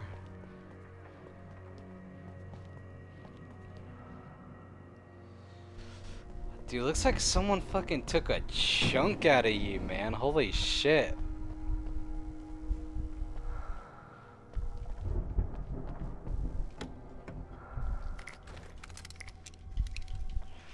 More flares, a flashbang, some flare gun ammo. All the good stuff we'll need.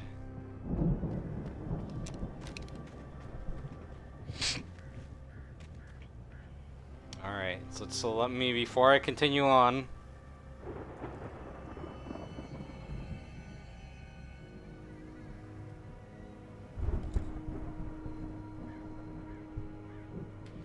let's go.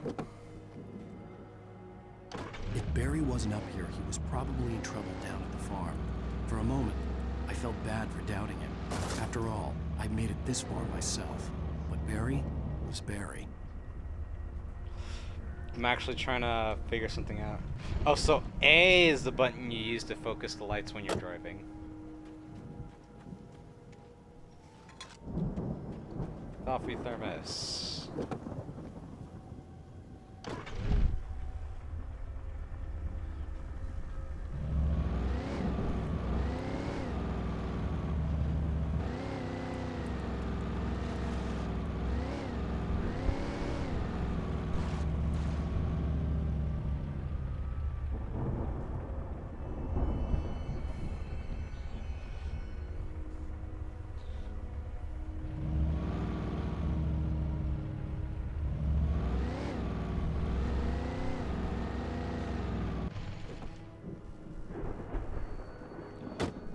So there's a bunch of stuff I can grab right here, it says.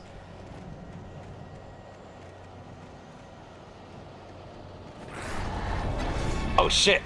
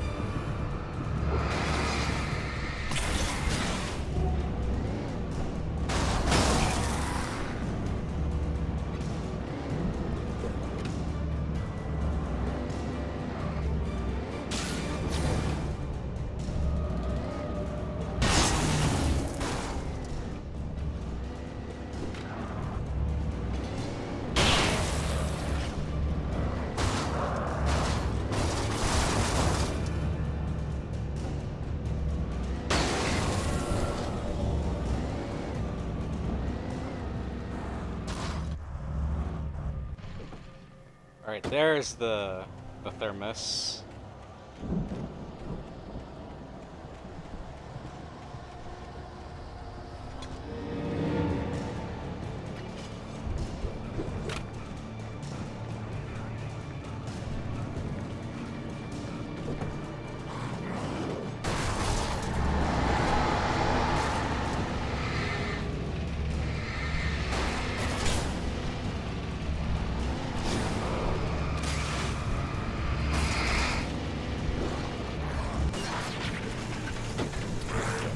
Oh, son of a bitch. Did they fuck up the car?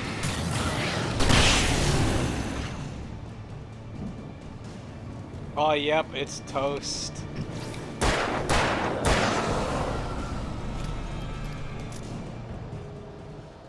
It looks like there's another car up there, though.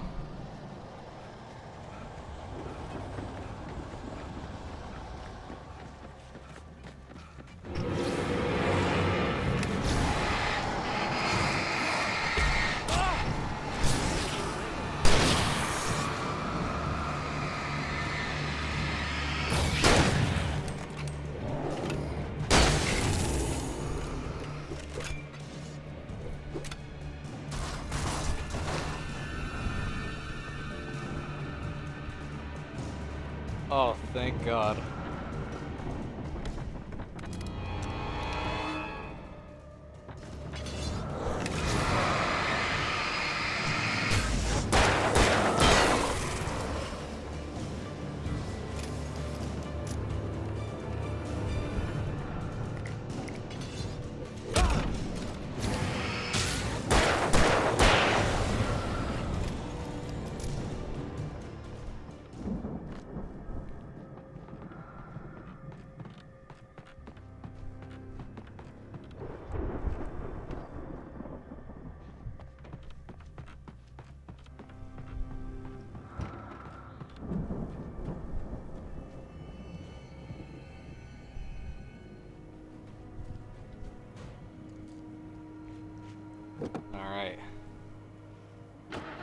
We got another car. Jesus, man. Such crazy, crazy things happening.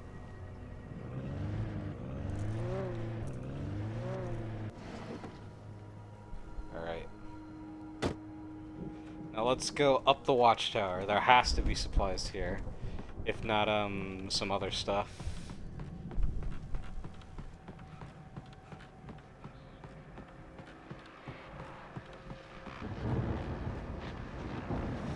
Wait, where's the entrance? Oh. Hunting rifle. I think it would be better than radio. Well, as I'm sure everyone's noticed, that storm we all felt coming is finally here. The boys at the Weather Service reckon it'll last until morning at the very least. Pertaining to that, let me read that missing persons alert again. The Sheriff's Department's still looking for a Caucasian woman, 30 years old, slim and blonde with blue eyes. She may be lost in the woods, and it's possible she's been injured in a car accident. If you see her, please make sure you get her indoors and call the sheriff. It's bad weather to be caught out in, so if you see someone in the area who maybe looks a little confused, give him a hand, all right? This is Pat Maine on KBF FM, hoping you're all safe and warm tonight. All right.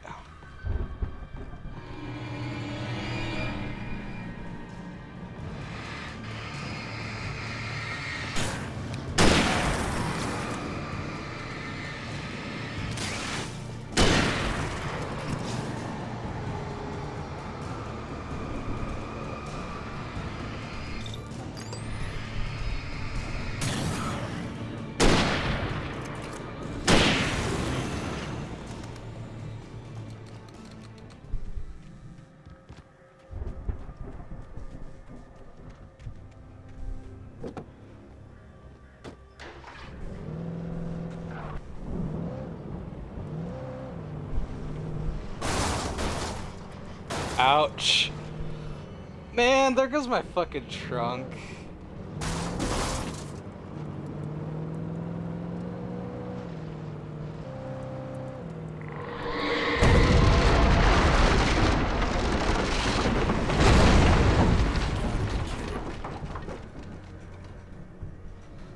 Yikes. Hold on a second.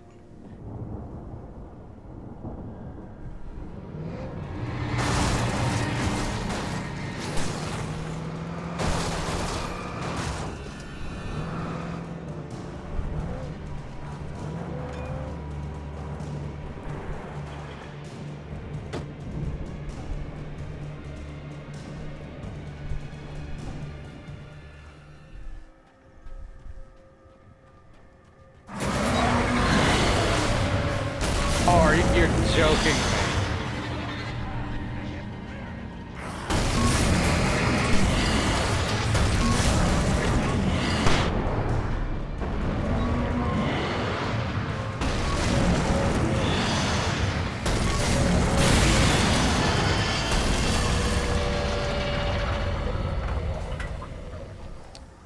God damn.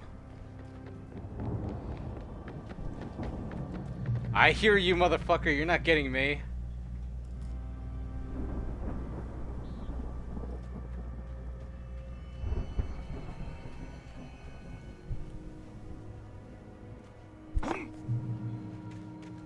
Okay. Says there should be some supplies up in here. Here we go.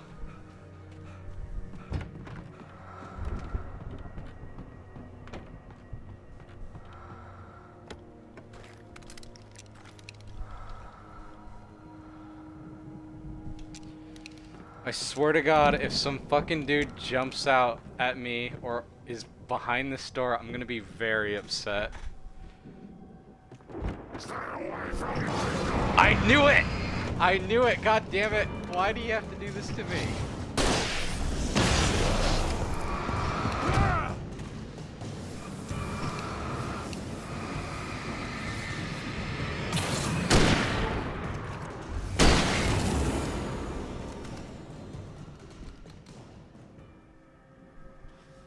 Hold on, need to scratch behind my ear.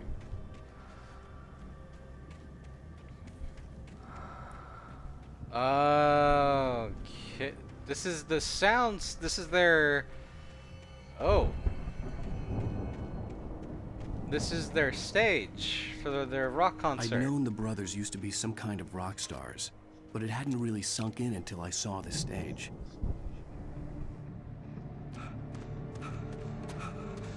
Ow! Run! Incoming! There's too many of them! Yeah, that was creepy. God damn.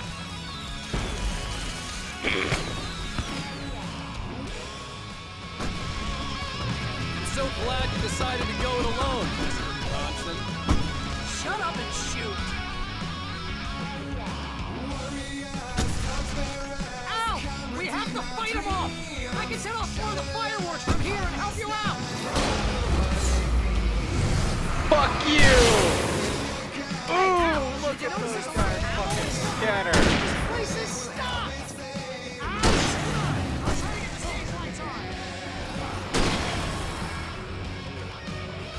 Oh, dude, that was metal as shit, dude. Holy fuck.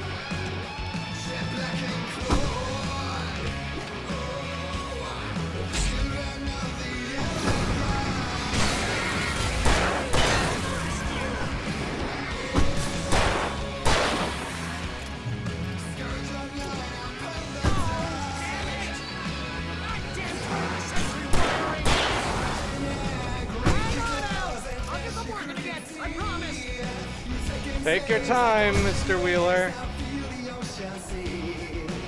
Oh, for me? Game you shouldn't have.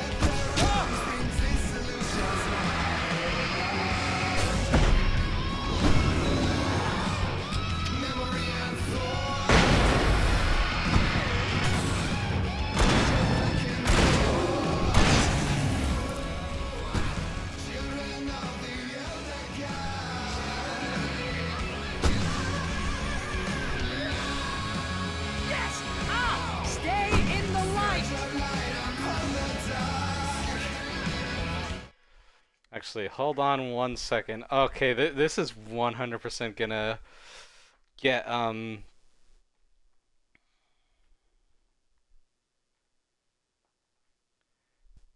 this is 100% gonna get muted, but oh well, this is fucking hype as shit. No, no, no! Why do you keep doing this to me? Do it for Barry, please, please, please!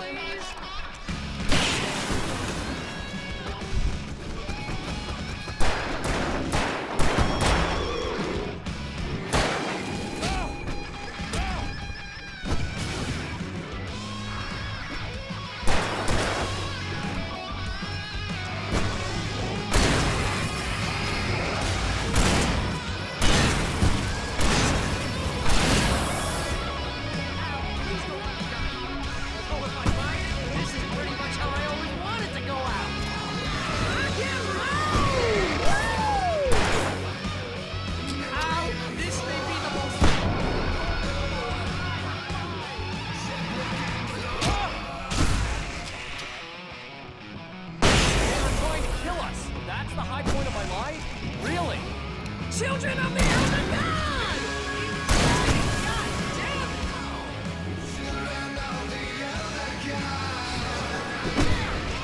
Back in the game!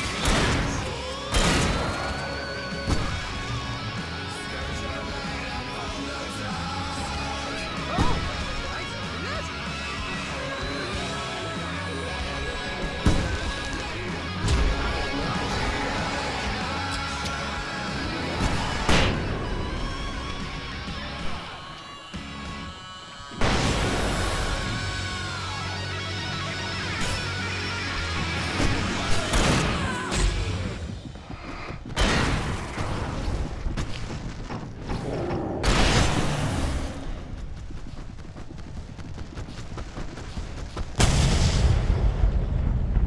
Damn, son.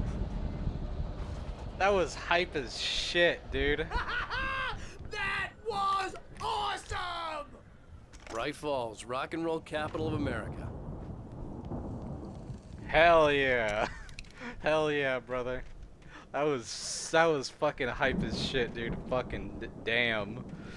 Let me see.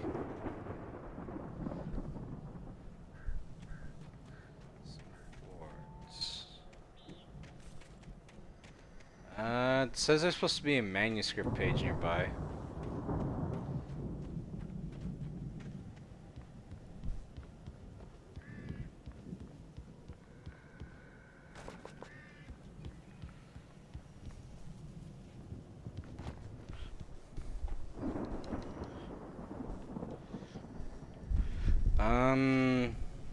Maybe I missed it?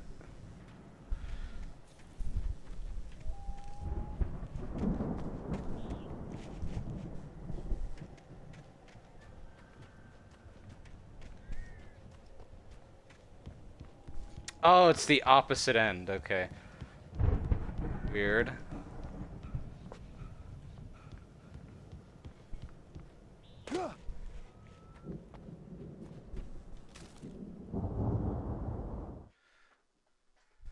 Mulligan questions Nightingale's orders. Deputy Mulligan tuned Thornton's chatter out. He didn't think riders were particularly useful people. A huge manhunt for one struck him as idiotic. Certainly not worth the missed opportunity for coffee and pie.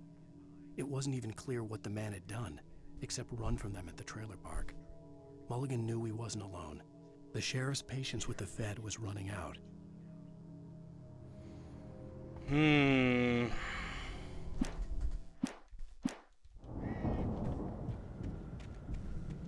Hey, Alright, Mr. Wheeler, let's go.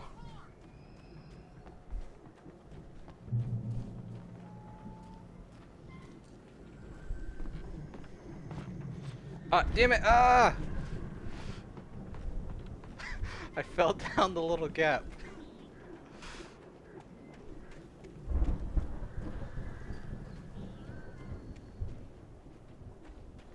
You still have that, See, man? bestseller, no reason to worry. Your cutout's good as new, right where I left it. I'll come back for it once we have the place secured. Yeah, that's been my biggest worry all this time. We need to get this thing moved out of the way. This is as far as I got before they ambushed me.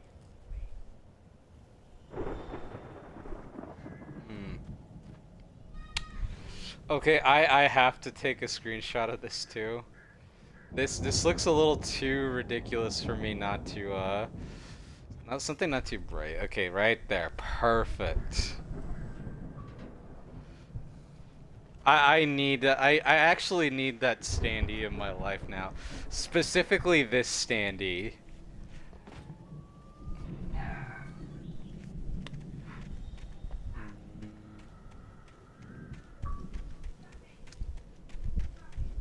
It says there should be some stuff right by this tractor. And there is a manuscript page. I really hope that part doesn't get copyrighted. I want this to be played in its entirety. Nightingale finds the manuscript. As the deputies hauled Wake and Wheeler away, Agent Nightingale eagerly examined the stack of papers Wake had been carrying. It was incomplete, a collection of random pages, but there was enough. He saw his own name in there, among others. His hands shook with emotion. Finally, it was proof. He had been right all along. What do you mean?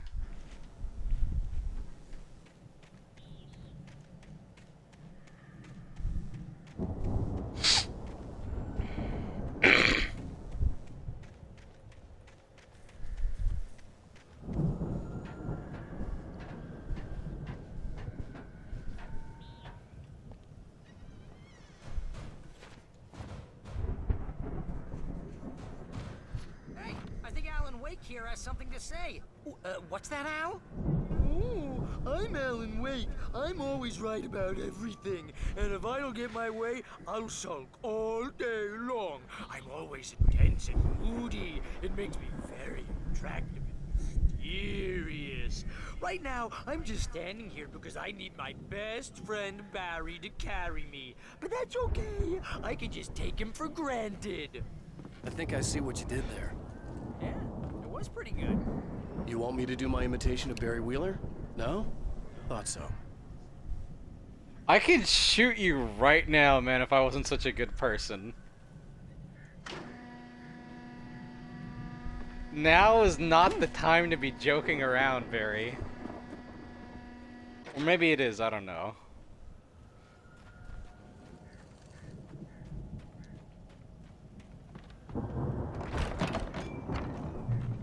Come on. Wow. You look at that thing, Al? They really went all out with this Viking crap, didn't they? Ooh. It's a rowboat. They must have done okay for themselves, so how come I never heard of these guys before? And this from the guy who learned about Ozzy Osbourne through reality TV? Wow, Barry. I should shoot you just for that. Sleep. Hold on. I'm just gonna start doing this now whenever the TV's on. I'm just gonna kill the music so we can focus on what the TV's being played on.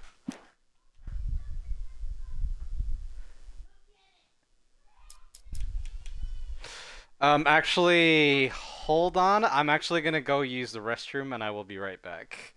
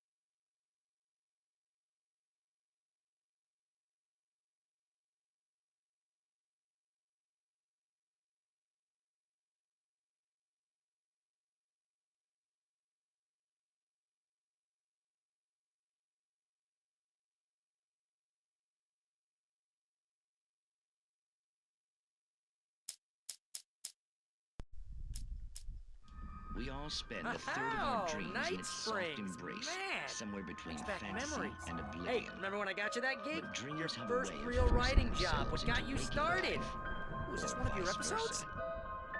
In Night Springs. Tonight's episode, The Dream of Dreams. That's by someone else.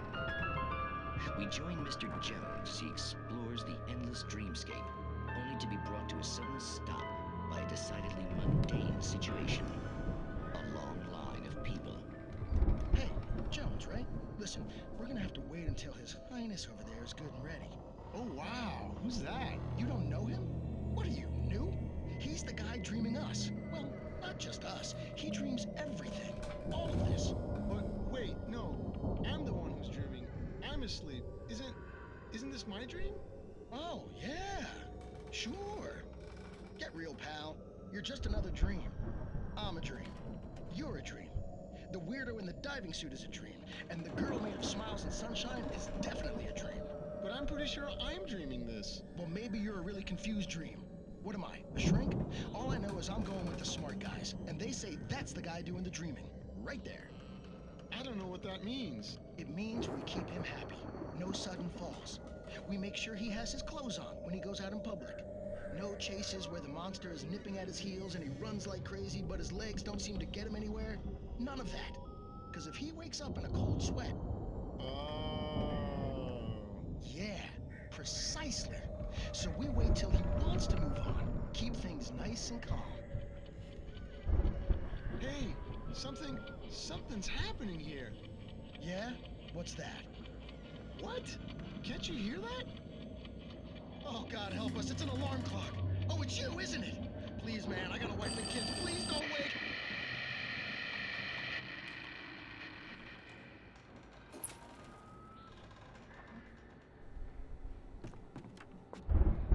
Wow, okay.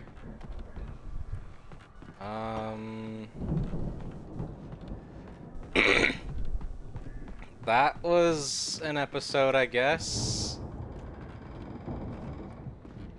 I see the manuscript page, but I'll grab it in a second. There's supposed to be a coffee thermos around here.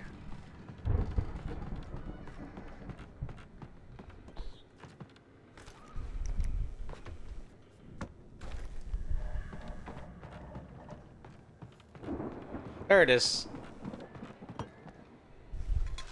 At least I think this is it. Yep.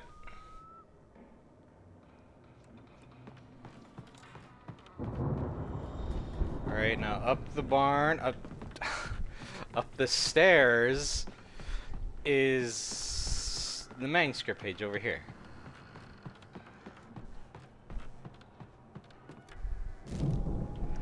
Let's see, what is this one?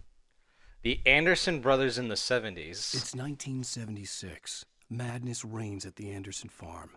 Contrary to all logic, the headiest ingredient of their moonshine is unfiltered water from Cauldron Lake. The Andersons feel like gods. Odin can't stop laughing. He contemplates cutting his eye out. Tor runs across the field, naked, shrieking, hammer in his hand, trying to catch lightning. Their songs have power. Something ancient is stirring in the depths, coming back. Oh, okay, that makes a lot of fucking sense.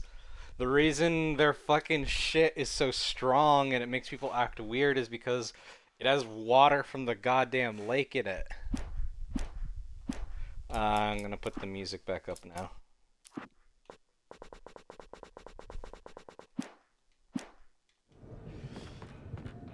So goddamn it. The Viking boat looked imposing, almost like a battering ram.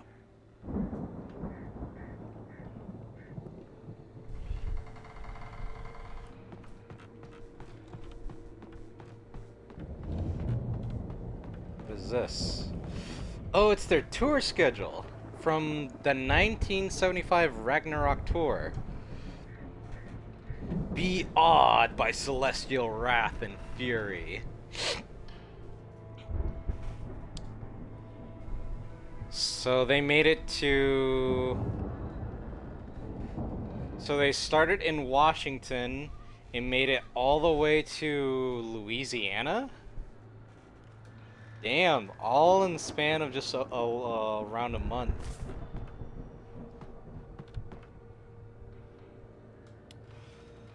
Ah, God, the old gods.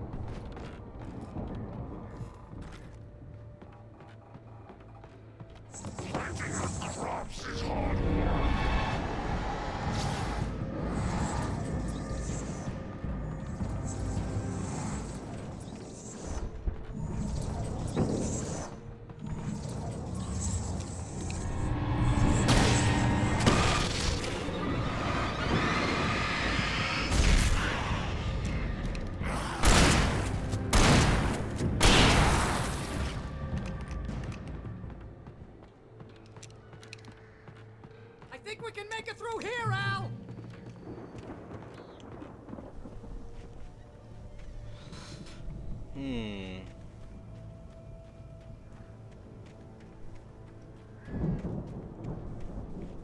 Hold on, before I keep going.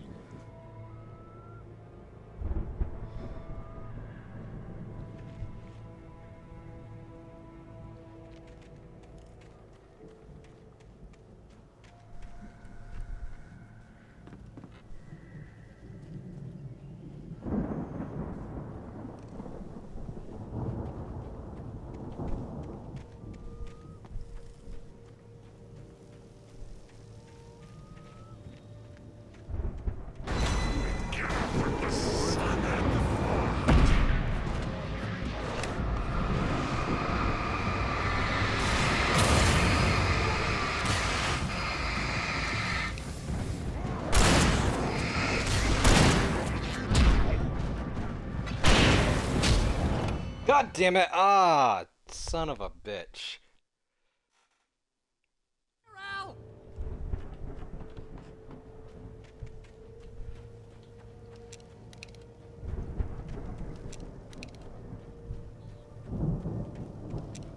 No, I don't need to.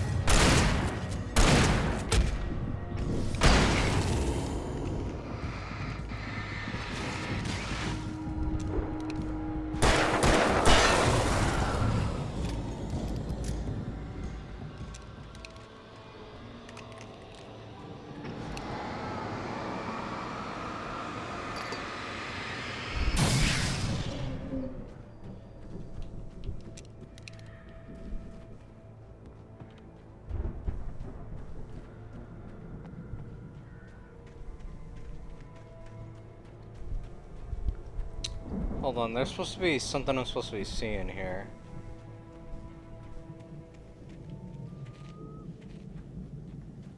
Ah, there it is.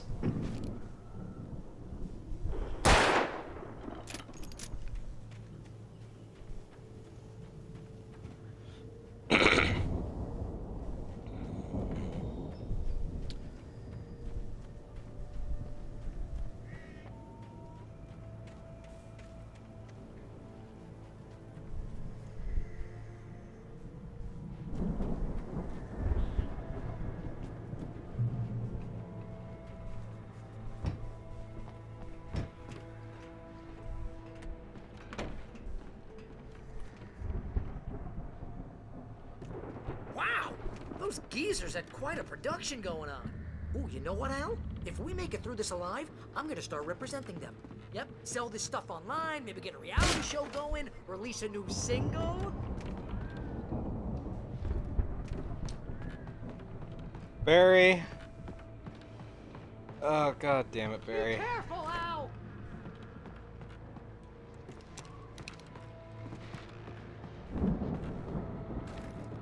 More shotgun ammo. Let's see.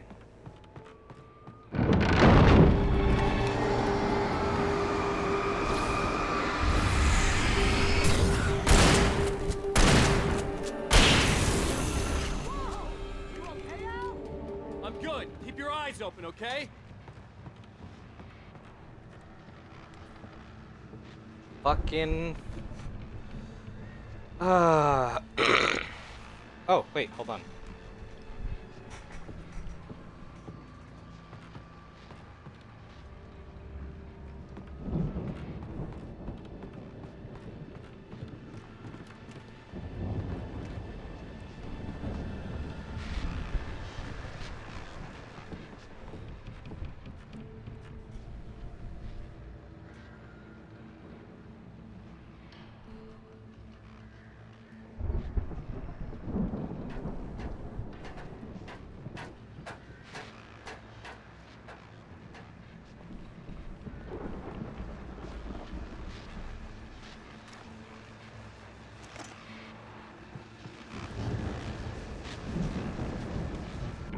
As you regular listeners know, I tend to work through the night, but I'm not the only one. Deputies Mulligan and Thornton are taking a couple of moments off their busy schedule to join me here in the studio. Boys, how busy are you now? Deerfest is almost here, isn't it? I bet that keeps you in business. Pretty busy, yeah. Actually, Pat, we've been real busy with other stuff, which concerns an ongoing investigation. We can't talk about that, Thornton. I wasn't gonna say anything. I was just saying we got, other irons to fry. And how would you compare your workload to last year's? Things have seemed relatively peaceful to me, but people do tend to get a little wild this time of year. Oh, it's wild, Pat. It's pretty wild. There's been all sorts of trouble this year. Vandalism, fighting, public disturbances. A lot of people gone missing, too. Yeah, it's pretty much the usual stuff, Pat. Just, a lot more of it. Now, is it just me, or does Deerfest get wilder every year? People seem to be more drunk, at least, or they start earlier and younger. Oh, it's definitely not just you, Pat, but... Definitely, Pat. Hey, I'm talking here, Thornton. Oh, shoot, I lost my train of thought. Not just me. Oh, yeah, it's wilder, Pat, but actually most of the trouble seems to be coming from grown men. People who ought to know better, Kids are doing fine this year. Well, that's nice to hear at least. Boys, I want to thank you for stopping by. I'll let you get back to your patrol. Sure thing, Pat. Yeah, sure thing, Pat. And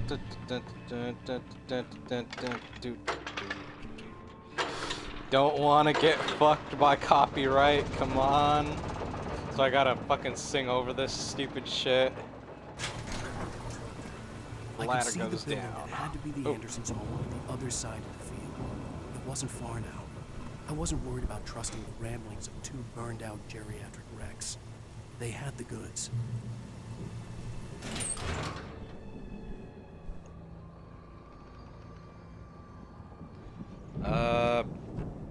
Kick. Oh, kick.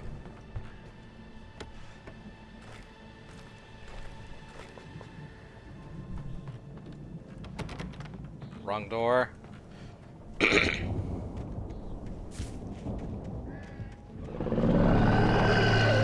Oh no. Got to be kidding me. Oh, please no.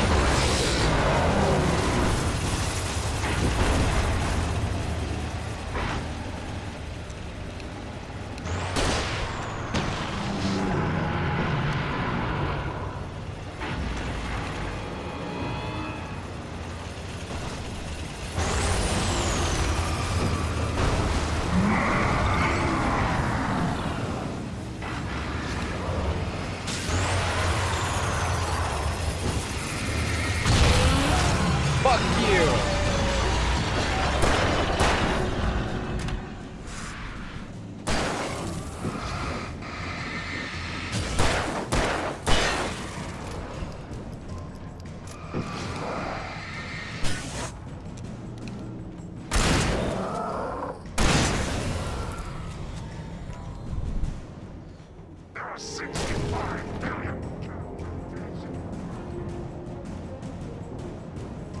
Really?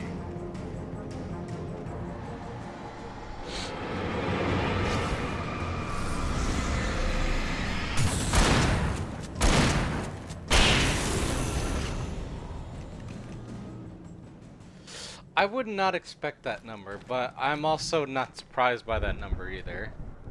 65 billion pigs and cows.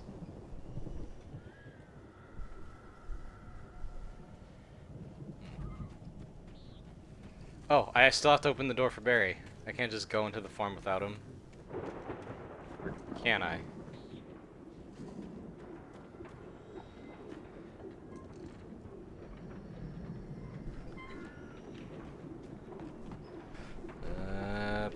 What the hell? Oh, ladder.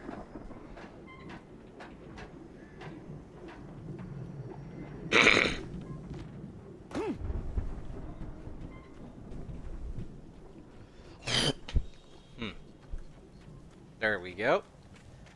Al? Is that you out there, I buddy? had to find a key to get Barry out. Yeah, it's me. Hang on. I'll try to find a key to get the door open. Damn it, I can't shoot it. I have to actually get the key.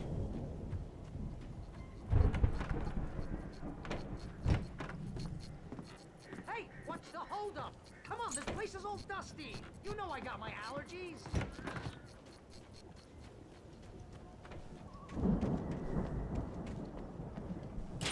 Come on, Al, open the door already. Hey, Come let's on, go. Barry.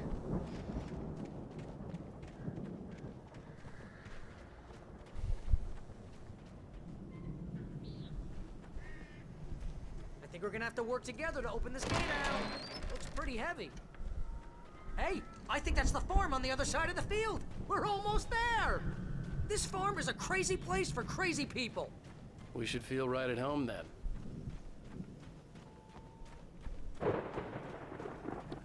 Valhalla.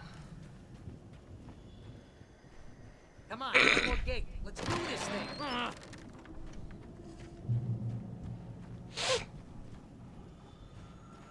Old gods know the truth.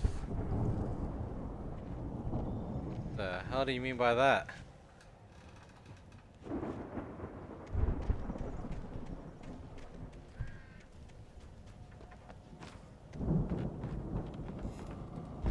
The lights are out. Guess we better check the fuse box. Coffee thermos in the bathroom. Who the fuck takes coffee with them into the bathroom?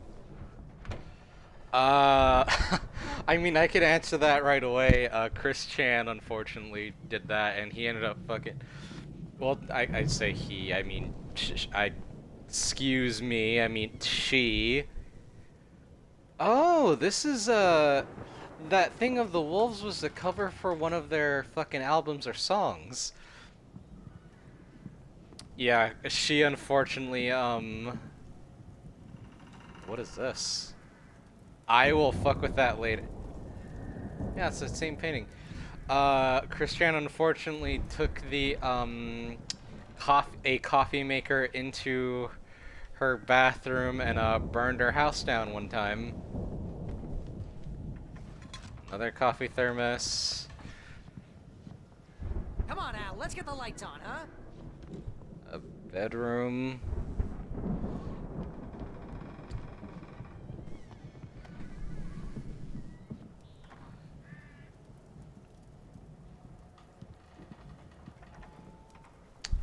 I'm actually curious, what does this do? The power downstairs was out, but I was sure I could fix that at the fuse box.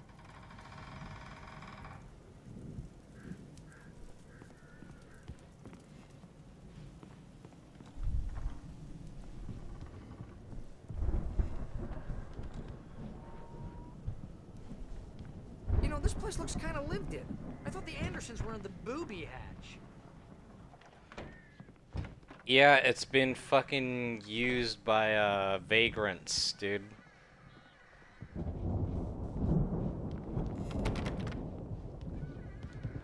Manuscript page. The mystery of the missing leak. Again, Alice's screams rang in the stillness of the night. I saw myself run toward the cabin, flashlight in my hand. I followed my past self. I was an out-of-body observer, a time traveler in a crazy drunken dream. This was the beginning. The night Alice had disappeared. The mystery of what had happened during the missing week was about to reveal itself.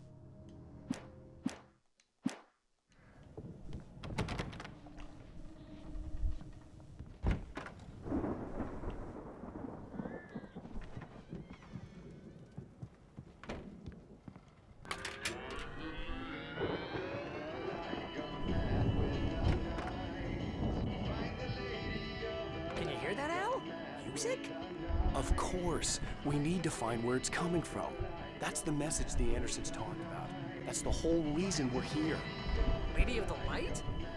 Oh, that's gotta be what's-her-face, the crazy lamp lady from the town.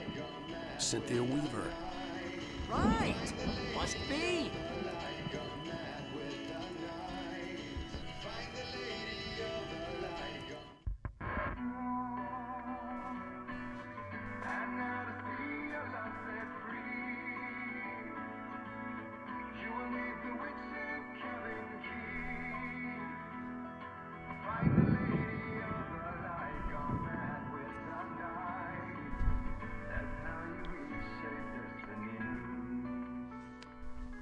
Okay. We need to find Cynthia Weaver. We'll stay here for the night and head back to town as soon as it gets light.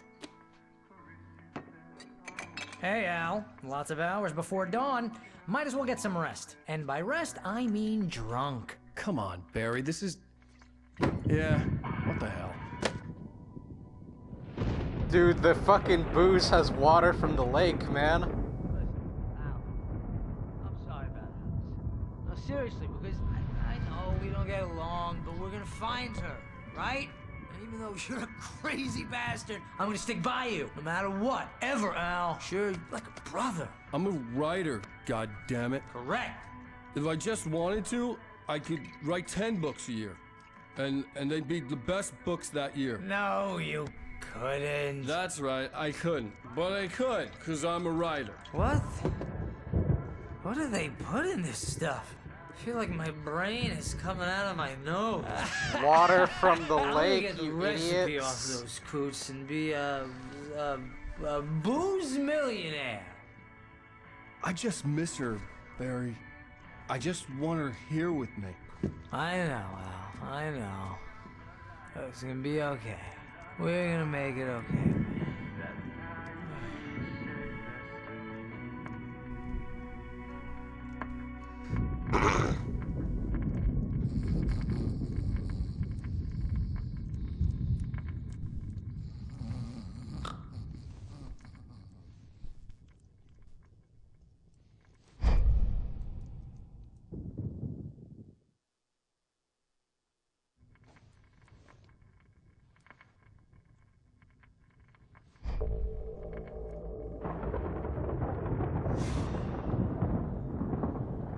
What the hell?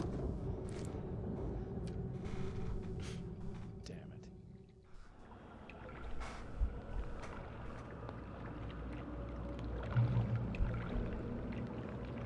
Hold on.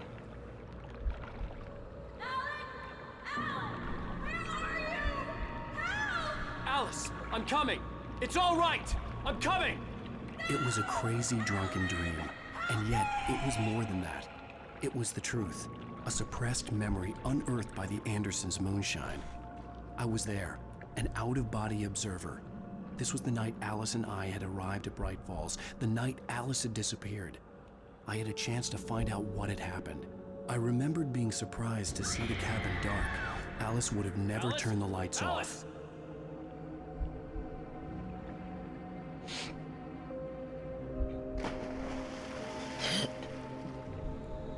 I remembered thinking I caught a glimpse of her form underwater, sinking into the darkness. Diving after her was the last vague memory I had of that night. After that, the next thing I could remember was waking up behind the wheel of the crashed car and finding the first pages of the manuscript.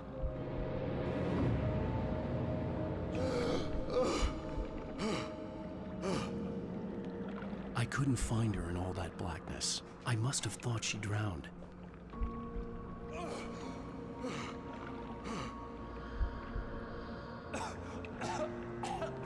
Alice! Jagger had Alice, and so she had me. Alice!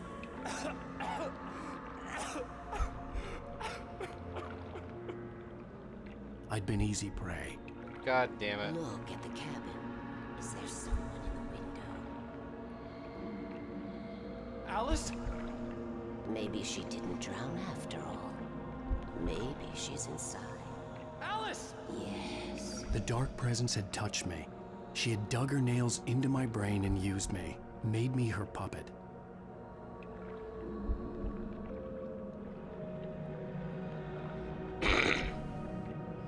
She must be here somewhere. Maybe upstairs in the study. Alice! Yes, that's where she is. You can apologize. Alice! You'll laugh at the whole thing together and put it behind you.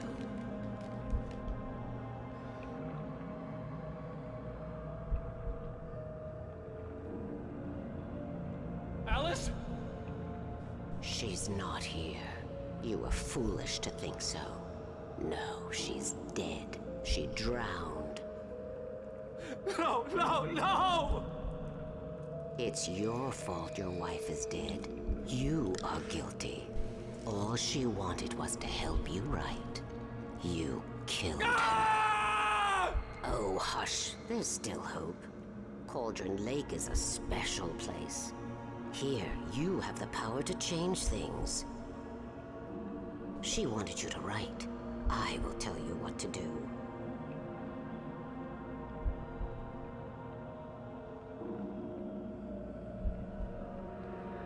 You can write her back. The story will come true, and all will be well again. She had Alice, and the manuscript was the ransom for her.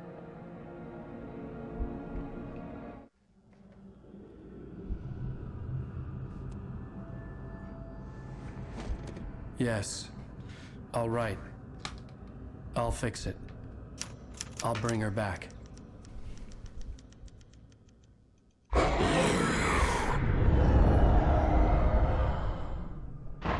No.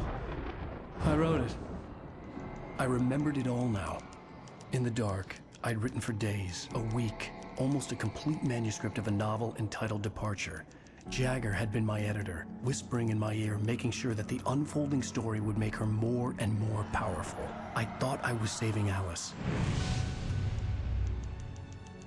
Even with the cobwebs she put in my head, some part of me had been aware enough to write my escape into the story, to bring a light into the cabin to release me before I could finish, to interrupt the horror story before the ending, where darkness consumed everything and everyone. Zane was weak and far away, but I had written him into the story, and his light had been enough to set me free. It isn't here now. I'm here because it was written. I brought the light to set you free.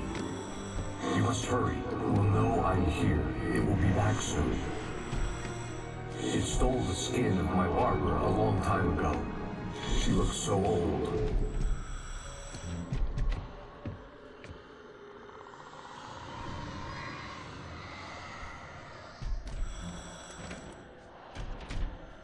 I'd woken up, confused and groggy, my mind consumed by darkness and fear. All I could do was to escape.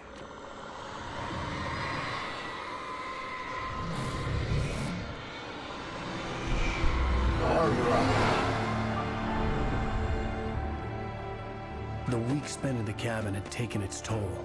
I was barely conscious, and fading fast.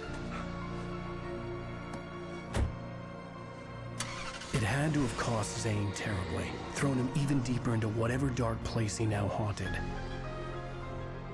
But he had managed to weaken the dark presence, kept me safe that night.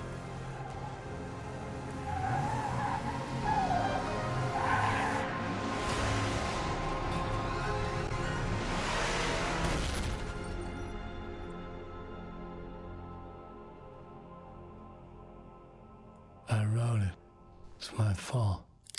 That's right, James Joyce. It's your fault, and you're gonna pay for it.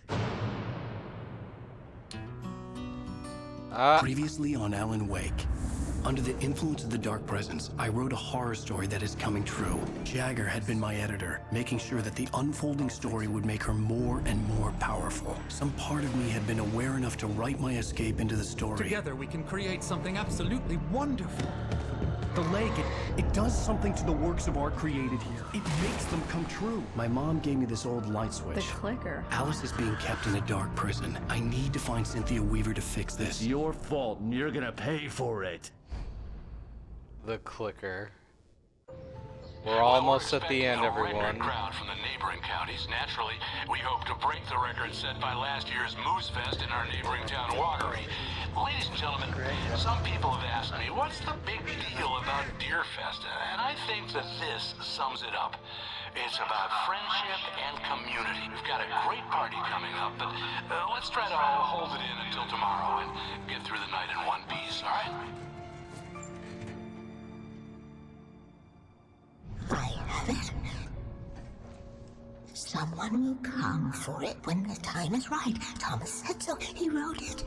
The key is insurance. It's my job to keep it safe. Safe in the light. Always in the light.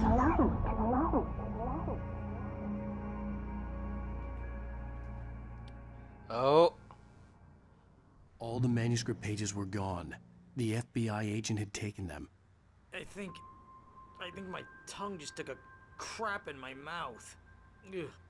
Oh, wait, we're in jail now? Al. Al, this is not good. That about sums it up.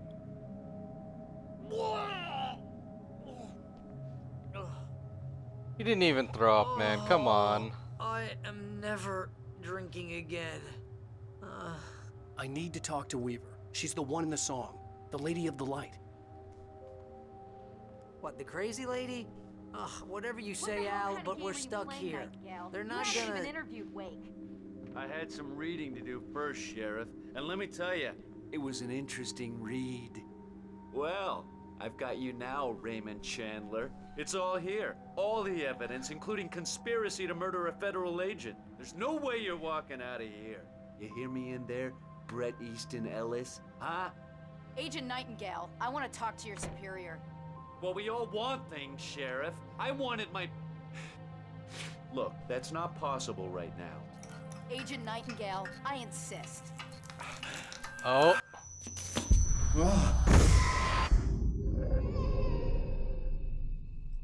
Wake, what's wrong? Lady, are you stupid? It's a trick. It's an obvious trick. Okay, I've had enough of this crap. Wake, I'm gonna trust you with this. You're joking. Agent Nightingale, your opinion would matter more if you were sober and if I actually believed you were here on official business.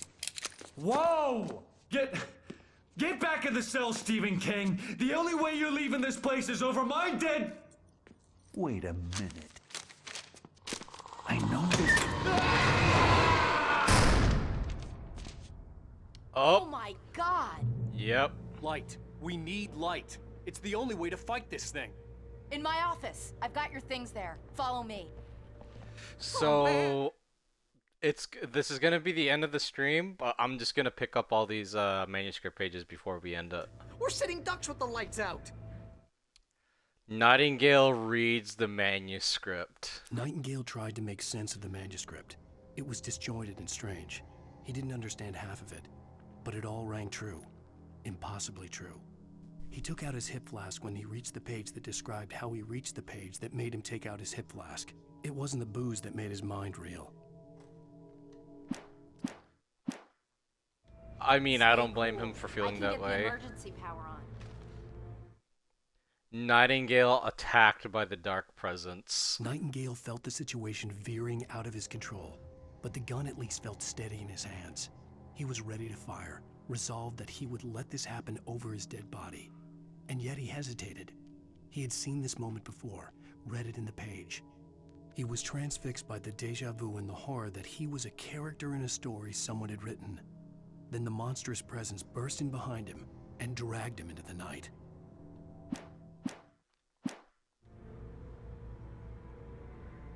Alright, everyone. Yeah, I'm not gonna follow her. This is gonna be the end of the stream for this episode. This has been going on for a little over 2 hours now. I'm not sure when the next episode will be. Maybe tomorrow or maybe another time, pretty much. Again, I would like to thank everyone for, coming to the stream and taking a little bit of time out of your day to, spend it with me and my ramblings, all my coofings and such. It means so much to me to have you all here and just spend a little bit of time with me while I play this little game here and have some fun. As always, I've been King Kuma, and I hope you all have a nice day, a nice night, or, whatever. And I will see you all in the next episode. You all take care, and goodbye.